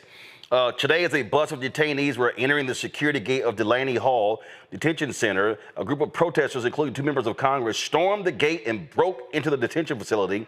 The members, Robert Menendez Jr. and Bonnie Watson Coleman, and multiple protesters are holed up in a guard shack, the first security checkpoint.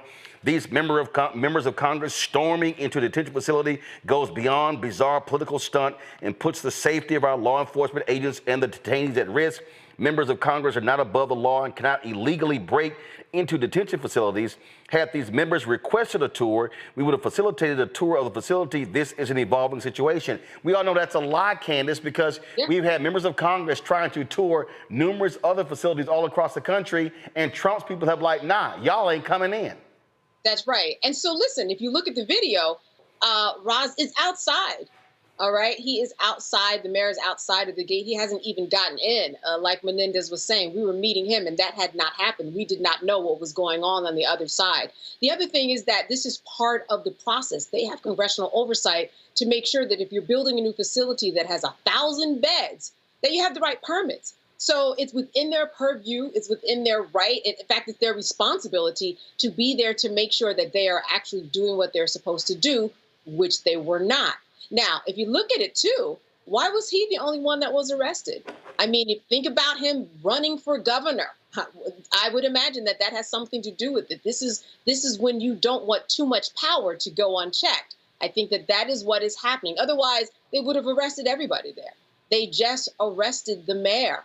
And quite frankly, there was no reason for it. He hadn't even made it to the facility itself and crossed the gate. So all of this is just smoke and mirrors. All of this is just a way for them to do what they want to do, distort the headlines, distort the narrative, and put out what they want. And if you look at the video, there was no action. Nobody was fighting back. There was no protest. There was no anything. It was just a matter of, why are all these people on me? For no reason at all. They were creating a reason in order to make it what we are looking at today, to make it look like there was a problem when there was not. There was no problem at all. As you said, this has been happening across the country because Trump is trying to increase the number of beds that are out there in order to bring more people in. This specific facility is very important because it's right near the Newark airport. So you have a direct line for people to come and go, all right, when they come in to send them out. So it's just a very important location. It's a big city, and it's Ras Baraka, and he is running for governor. They don't like that. Michael? Yeah, you know, Roland, this whole thing is very disturbing. Number one, you know, I posted about this soon after it happened. I read the article from NBC News, and Alina Habba, who's one of Donald Trump's former defense attorneys. She's the interim U.S. attorney for the District of New Jersey. And she said that Ras Baraka has chosen to disregard the law. And, they say that, nobody's above the law, things like that, as we heard in the clip. But isn't Donald Trump in violation, and the Trump administration and Homeland Security, aren't they in violation of U.S. Supreme Court decision 9-0? Yep. With Kilmar Braco Garcia? Okay, it's supposed to be returned. They're in constant violation of the law, but then they want to say that no one is above the law, and they want to use the power of government to attack and intimidate. And when we look at this Delaney Hall, when we look at this detention center, according to Representative Bonnie Watson Coleman, she said that this detention center was open without permission from the city of Newark, New Jersey, and is in violation of local ordinances. Now, this is a for-profit prison. It's important for people to understand that Donald Trump in his first administration and in the second administration fully supports for-profit prisons, and the stock prices of the for-profit prisons have increased since he's been back in office. Of course, they decreased under the Biden administration, which is why the for-profit prisons donated to Trump's campaign and the transition. It's the first term as well as the second term. Yep. Well, that's how they're gonna roll. So again, folks, nonviolent resistance is critically important. Hey, update: Black veteran Marlon Paris faced a judge today in his deportation case. The judge ruled that removal proceedings will move forward for the Iraq veteran who has been in custody since January. Paris, the son of a naturalized citizen, came to the U.S. in 1997 from Trinidad and Tobago. He joined the Army in 2001, served for 6 years, and deployed 3 times to Iraq. In 2007, Paris was discharged from the Army, according to his wife, Tanisha, who we had on the show yesterday, he was diagnosed with PTSD and brain trauma. And again, this is what I did last night after they told me that Illinois Senator Tammy Duckworth was helping them more than her Arizona delegation. I sent a tweet out to Senator Mark Kelly and Senator Ruben Gallego. Well, last night, Gallego's office reached out to my producer. They say that Duckworth's office specializes in cases like this and sent the statement. Our office has been in contact with Mr. Paris's attorney, family, state agencies, and other congressional offices regarding his case. Additionally, our office has reached out to Immigration and Customs Enforcement regarding Mr. Paris's case. Now, my producer, Carol, invited Gallego to come on the show. They told her that, quote, they do not get into the habit of doing interviews about such cases. Okay, don't let me see you show up on somebody else's network talking about this stuff. Last night, the Paris GoFundMe was just over $1,600. Tonight, this is what the update is right here. If y'all can pull it up of the GoFundMe so we can actually see what the amount is. I think they were trying to raise like $15,000, if I believe. And so there's a GoFundMe again for the Paris family. And so please go check that out. And we would love for y'all to be able to do that. Now, while the U.S. is trying to deport veterans, Donald Trump is importing white folks. That's right. A group of 54 white South Afrikaners who are descendants of Dutch colonists, the people who led apartheid in South Africa. Donald Trump wants to bring them into the United States. They are expected to land in the U.S. on Monday, and reports say that they are all set up with housing, groceries, phones, clothes, and all the essential items when they will need in the first 90 days in this country. Here's a look at the protests where several hundred white South Africans protested outside the U.S. Embassy in South Africa in March, claiming they were victims of racism by their government. Donald Trump issued an executive order in February directing officials to prioritize the, quote, resettlement for Afrikaners, citing what he called government-sponsored race-based discrimination in post-apartheid South Africa, which is bullshit. Thousands of refugees from conflict zone and humanitarian crisis remain in limbo in the United States, yet, he's quickly processing these white Afrikaners, and they have moved at an unusually rapid pace, 3 months compared to the typical 18 to 24-month wait. Boy, must be something to be white and an Afrikaner. And Donald Trump says, yeah, bring them in. We made it clear, Michael, he doesn't want black people. He doesn't want black immigrants. He wants white immigrants in America. Absolutely. This goes back to his first administration when he called people from Haiti, S-hole country. He said, why can't we bring in more immigrants from places like Norway? And we all, at the very same time that he's welcoming these white Afrikaners, these South Afrikaners, you have the Trump administration trying to take away the temporary protective status from more than 500,000 immigrants coming from Cuba, Haiti, Nicaragua, and Venezuela. Okay, at the very same time. So this all plays into white grievance, and this was something that was key in Donald Trump's the first term, as well as the second term, white grievance, and also saying that white people are the real victims of racism. We see that his civil rights division has changed their purpose, okay, and really changed what they're going after. And we see hundreds of attorneys in the civil rights division are leaving, over 100. And this all deals with 2043 and the fear, the browning of America. Yeah, that's why. I mean, Candace, that's why they want. It's why they want to give birth inducements. They want more white people. This is about white people.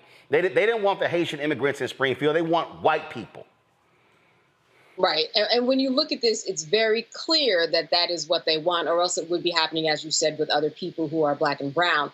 The other thing to remember about this is that this particular law that they are running from, that is giving back land to people who it was taken away from, they've been working on it for a long time, and it has just been formally put into place. So this is what they feel threatened by. But when you look at this and we think about what a refugee actually is, someone who generally, the way we have received them, leaves a war-torn country, trying to escape persecution and war and violence. Yes, many times race plays a part in it, but not this type of race issue that they're talking about. This isn't the type of thing that the United States normally even deals with or tries to shake hands with. And it's an impossible feat to not think about the irony of this, that this is taking place in South Africa when we know the history of apartheid there. So there are a lot of corrective measures that would have had to take place. It's also interesting to know that we are talking about bringing in Afrikaners from South Africa when we haven't even dealt with the land rights of black farmers, black peoples in America, whose land was taken away from them. Yep. Yet we're so concerned about what's going on in other countries and giving them, as you said, a place to stay and food and warmth and clothing in order to make their way here to America. It just doesn't make any sense. But Trump is good at that. He's good at having people look at all this nonsensical stuff and getting them caught up in something totally different when he's doing other things that are going on and we don't even know about. Oh, it makes sense because Donald Trump wants to make America white again. He wants to keep it white. That's what this is all about. Folks, let's go to Texas. Imagine sending your child off to college, then you get a phone call from a sheriff's department saying your child is dead. And no one can give you a clear answer on what the hell happened. That's the nightmare of the family of 20-year-old Erskine Charles Jenkins. The psychology major at Texas Tech University was killed on November 23rd by a Lubbock County Sheriff's deputy who, according to reports, was holding a woman hostage. His mother, Sharon Jenkins, does not believe what the authorities say about her son. She joins us now from Shenandoah, Texas. Sharon, first of all, sorry for the loss of your son, and we have to do these stories, but you get a phone call and they said that your son was holding a woman hostage? No, initially, when I got the phone call, the detective said, there's been a horrible accident, and your son was fatally wounded, which I didn't even understand. I was like, okay, I can, get a flight and get there. I'm thinking he's in a car accident or something. And then he said, no, ma'am, he's dead. And, then it was just like I went outside of myself, I think. But he said he couldn't give me any details and that he would have someone else to call me back. The next person that called me was a Texas Ranger. And I asked him what happened, and he said there was a party and there was alcohol and possibly drugs at the party, and we evacuated the party, and everyone evacuated, and your son didn't listen, and the police shot him. That's what he said. So he said they evacuated, but your son didn't listen. Yeah. Did they say that your son's threatened the cops, tried to lunge at them? I mean, did they give any understanding? Was this cop wearing a body cam? Were there any folks at this so-called party? I mean, listen, young folk today, they videotape everything. So is there footage? I haven't seen any of that. We asked for all of that, but I haven't seen any of it. They video, they post everything, but there's been nothing posted. Everybody's silent. Well, that's weird because young people today record everything. You has your family, has your attorney been in contact with the DA's office, with the police department to try to get information? We have. He has. There's been several public information requests that have been sent in, and everything that comes back has been redacted. I think is the proper way to pronounce it, and that it's just an open investigation. So who's leading the investigation? The Sheriff's Department or the Texas Rangers? The Texas Ranger. And then I found out there was no investigation as to what could have provoked whatever incident happened in the house. There's no investigation as far as that. So I don't know what happened to my son prior to the police killing him. Have you talked to your state rep, your state senate, to get their involvement? I've called several. At first, I couldn't get in touch with any of my state representatives in the Woodlands area. So I reached out to Senator Boris Miles, and he is in the process of trying to assist me. And then finally, I was put in contact with my state senator and by a close acquaintance. And I don't know. So no one has given me anything. So your state senator hasn't assisted in any way? His office did call, and they said that they are working on it. So, but you haven't heard from the state senator? Not as of yet. He did send me a text, but I don't have any information. This is have y'all tried to reach out to any students first of all, okay, was there actually a party, or is this what they're simply telling you? Have you talked to any of your son's friends? Was he in a fraternity? Has any of them communicated to y'all that they were with him that night? Anything? So the people who were actually at the party, they have not communicated with us at all.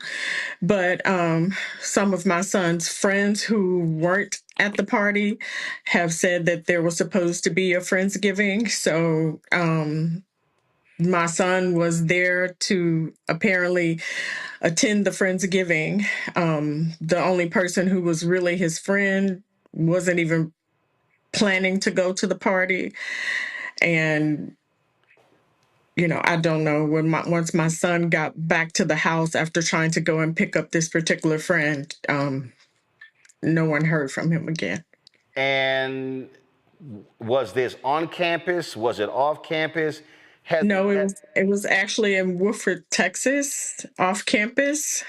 Has the university tried to help you? Because I take no, not at all. Was this a party of Texas Tech students, or was it Texas Tech students and the community folk? I understand that there were some people that were there from the community and some Tech students. That's my understanding, but like I said, I don't have anything except for vileness that the Texas Ranger has spurred at us. But other than that. So here we are 6 months later, and you literally don't know what the hell happened that night. Literally. Have they said that? Did the officer have a body camera on? They said all of the officers had body cam footage, but they only showed us a summary of events, which, you know, he wants me to believe that that's unedited footage, but anyone with any knowledge knows the summary is that you are trying to make me believe the point that you're trying to make.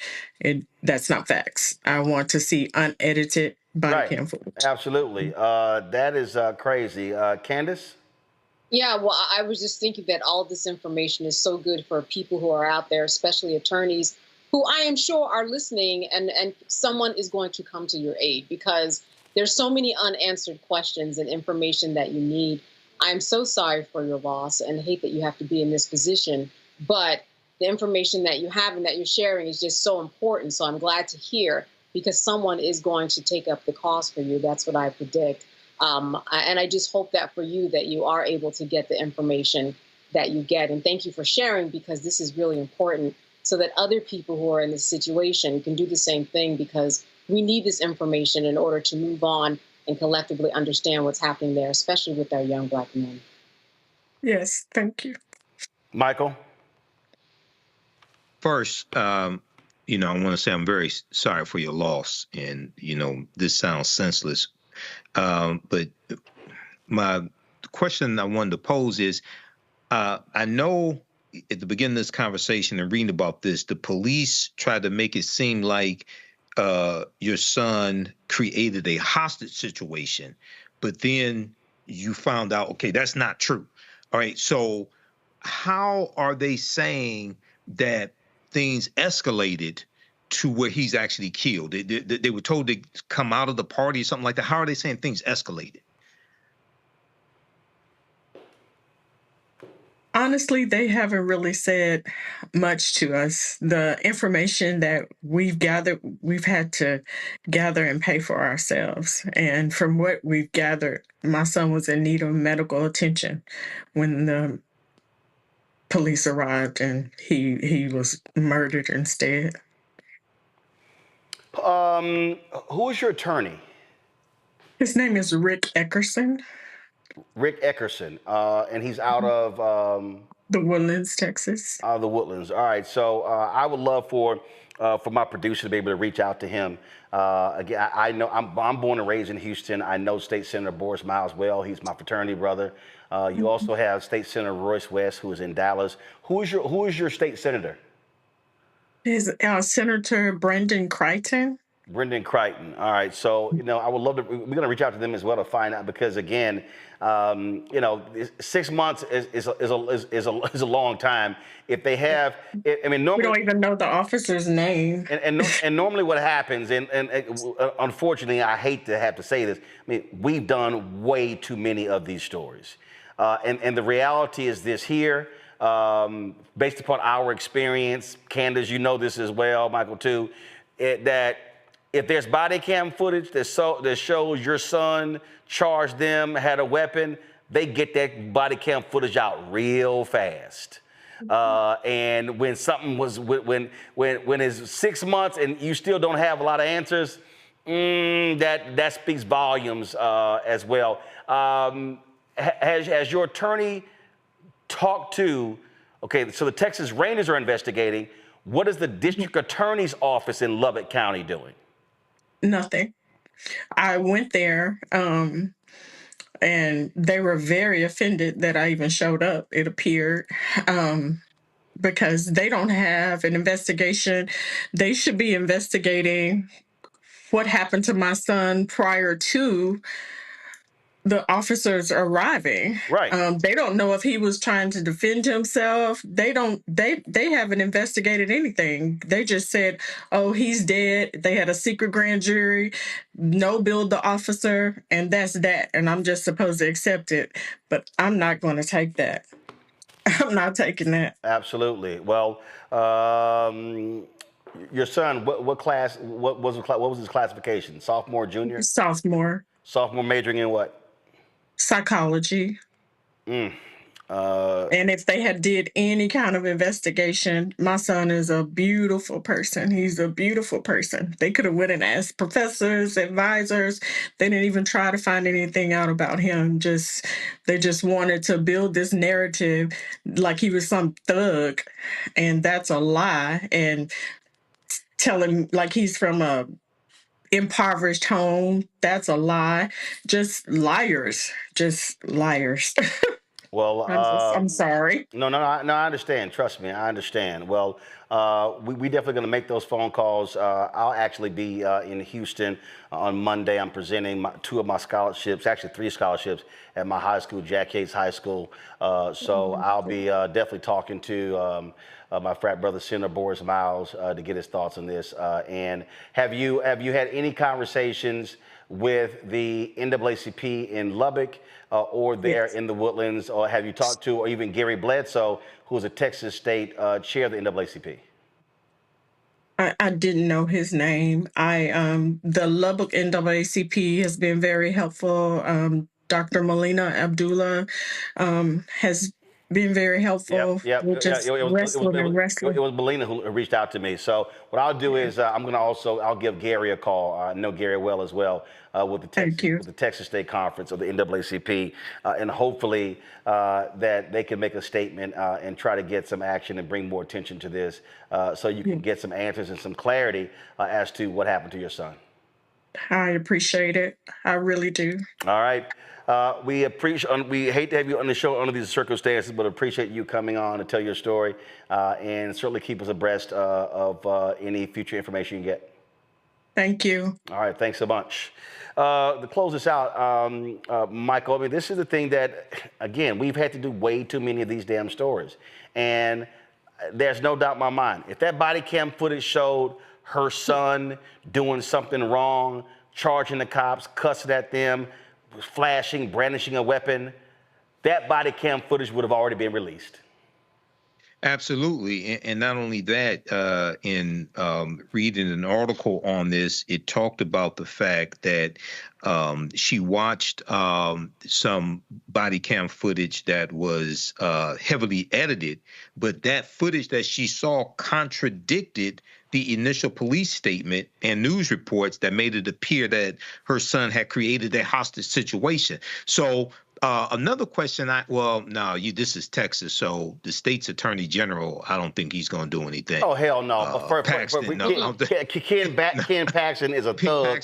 I mean, again, and that's part of the problem. What you're now seeing, because, Candace, you got this idiot in the Oval Office, the Fed's not going to do anything. They're not going to investigate any cops. So the reality is public pressure is going to have to be applied in this case to get some answers and for them to release the damn body cam footage. That's what's going to have to happen. Exactly. And they thought after 6 months she was going to go away, which is why Melina had to call you, who, by the way, she's my roommate from Howard University. But that's why she had to call and get some action on this. And what she did tonight was so important because she got out the right information, so someone will either team up with the attorney that she has or make him work harder to do what he needs to do in order to move the needle on this. Yeah, and look, and again, I don't know who her attorney is. I don't know if he's black, if he's white, Latino, Asian, Native American. I don't know. But here's the reality in cases like this here. You got to go public. You got to use the public. You got to use public pressure. You got to work with civil rights organizations and others to get their attention. Otherwise, they're going to remain silent. And so, so that is the case. And so, yeah, we're going to stay on top of this, folks, because again, that is just, look, a 20-year-old black man going to college and has to come home in a body bag, and the mom can't get answers. Just makes no sense to me at all. Folks, we're going to close the show out here. We have another one of our greats who is now an ancestor. I was aware when he passed away, but the family waited about a week to let us know. Dr. Jawanza Kunjufu, who's a leading voice in black education and empowerment, has passed away. For decades, he challenged America to address the systemic barriers facing black students, especially black boys. He authored more than 30 influential books like Countering the Conspiracy to Destroy Black Boys and Restoring the Village, Kunjufu exposed racial inequities in education and offered solutions to close the achievement gap and to uplift Black communities. He often said, our children don't need charity, they need investment, urging educators and policymakers to prioritize Black youth.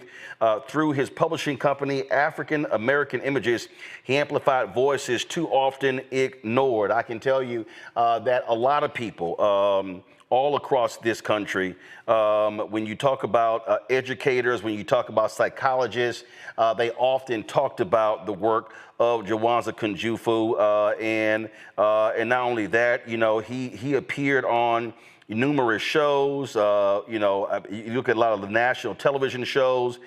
Sell It Jesse Raphael. You had, of course, you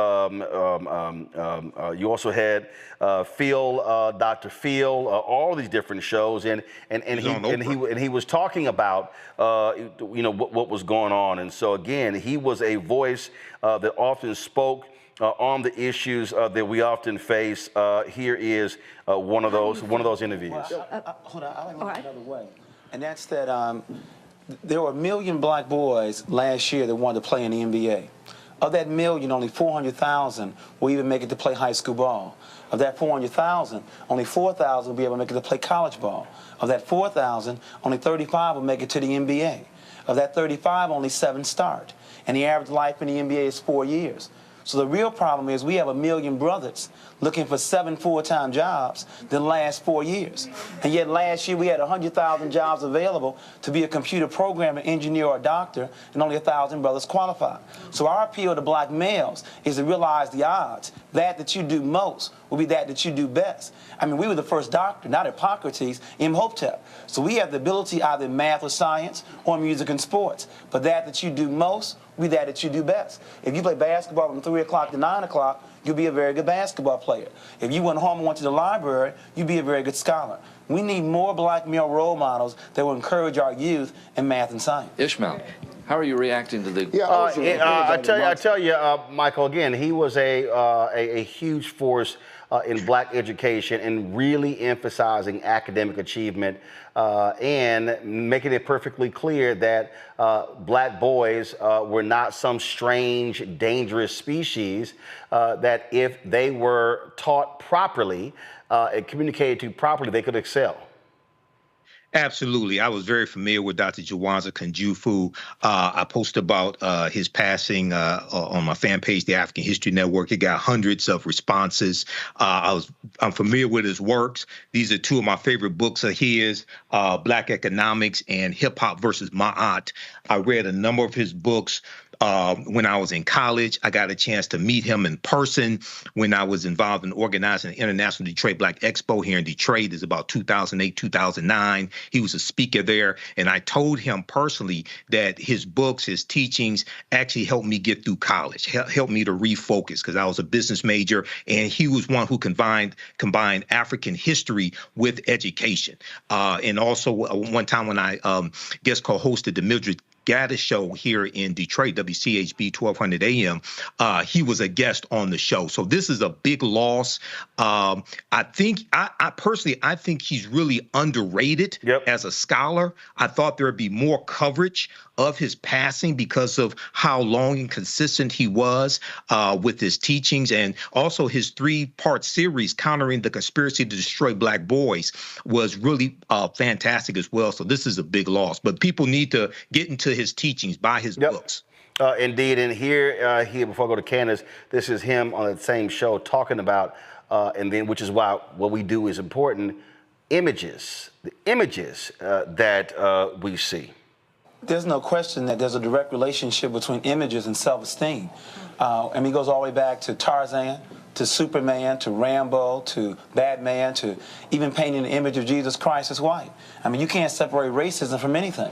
So it's not unlikely then that you have Pope Julius commissioning Michelangelo in 1505 to paint Jesus Christ white. Images control self-esteem. Abraham Lincoln found out very early when you have 300 slaves on a plantation and one master, it takes a lot of work. Why don't you let them go? But don't teach them who they are. Control their history, control their images. Then you won't have to watch them. Whoever controls the mind will also control the body. Let's talk about the image of the black man in America when we return. Stay tuned.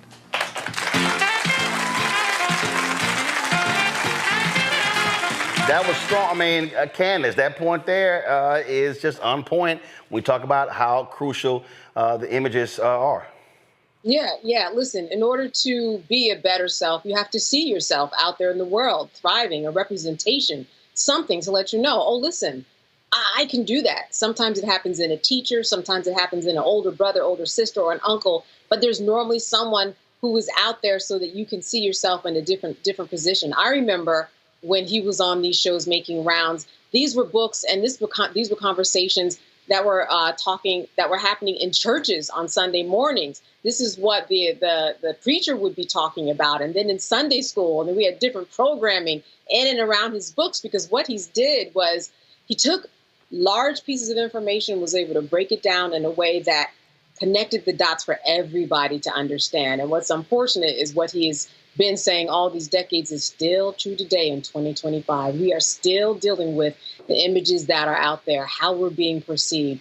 We just had, the mother that was on, painting him as a thug. They would have had that body cam out if he did something that was aggressive. It is all about building images, which is why what you are doing is so important, and just sharing this information and making sure that people know that we're out there, we exist, and people like this doctor were important to our history, and let's not forget it. Indeed. I'm going to play one more clip before we go.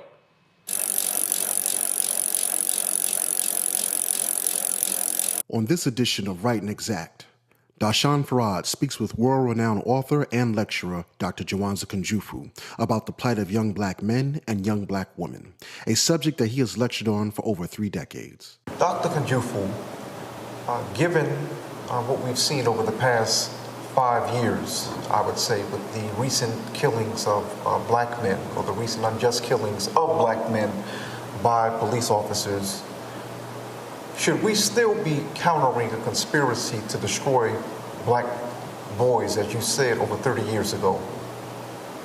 And if so, why? Well, unfortunately, the conspiracy continues, and one of my frustrations is that even with video cam, even with video footage of police officers violently killing our people, unfortunately, trying to secure justice in the courts, they keep using the position that the policeman was fearful of his life. And they use that, and they've used it so many times, especially with in court with jurors, where they've been able to win. So our success, our efficacy in winning those cases is less than 20%. And that's with full footage of what took place. But as you know, this conspiracy goes beyond police brutality. I mean, if we just look at the homicide in my hometown, Chicago, where almost every year we're close to 1,000 black males killed by black males. But the conspiracy goes beyond that. I mean, the large numbers of black boys who are placed in special education. I mean, we're 17% of the students, but we're 41% of the special ed children. And if a black child is placed in special ed, 80% are black male children. In most cities like Baltimore, Washington, Detroit, Chicago, our graduation rate is only 50%. So there's some real challenges. So what does a black male do in this current economy with a criminal record and less than a high school diploma? How economically competitive is this young man going to be? What are his economic options if he has a record illiterate? I mean, only 12% of black boys are proficient in reading by 8th grade. The richest country in the world, for some reason, can't teach 88% of black males how to read. This conspiracy continues.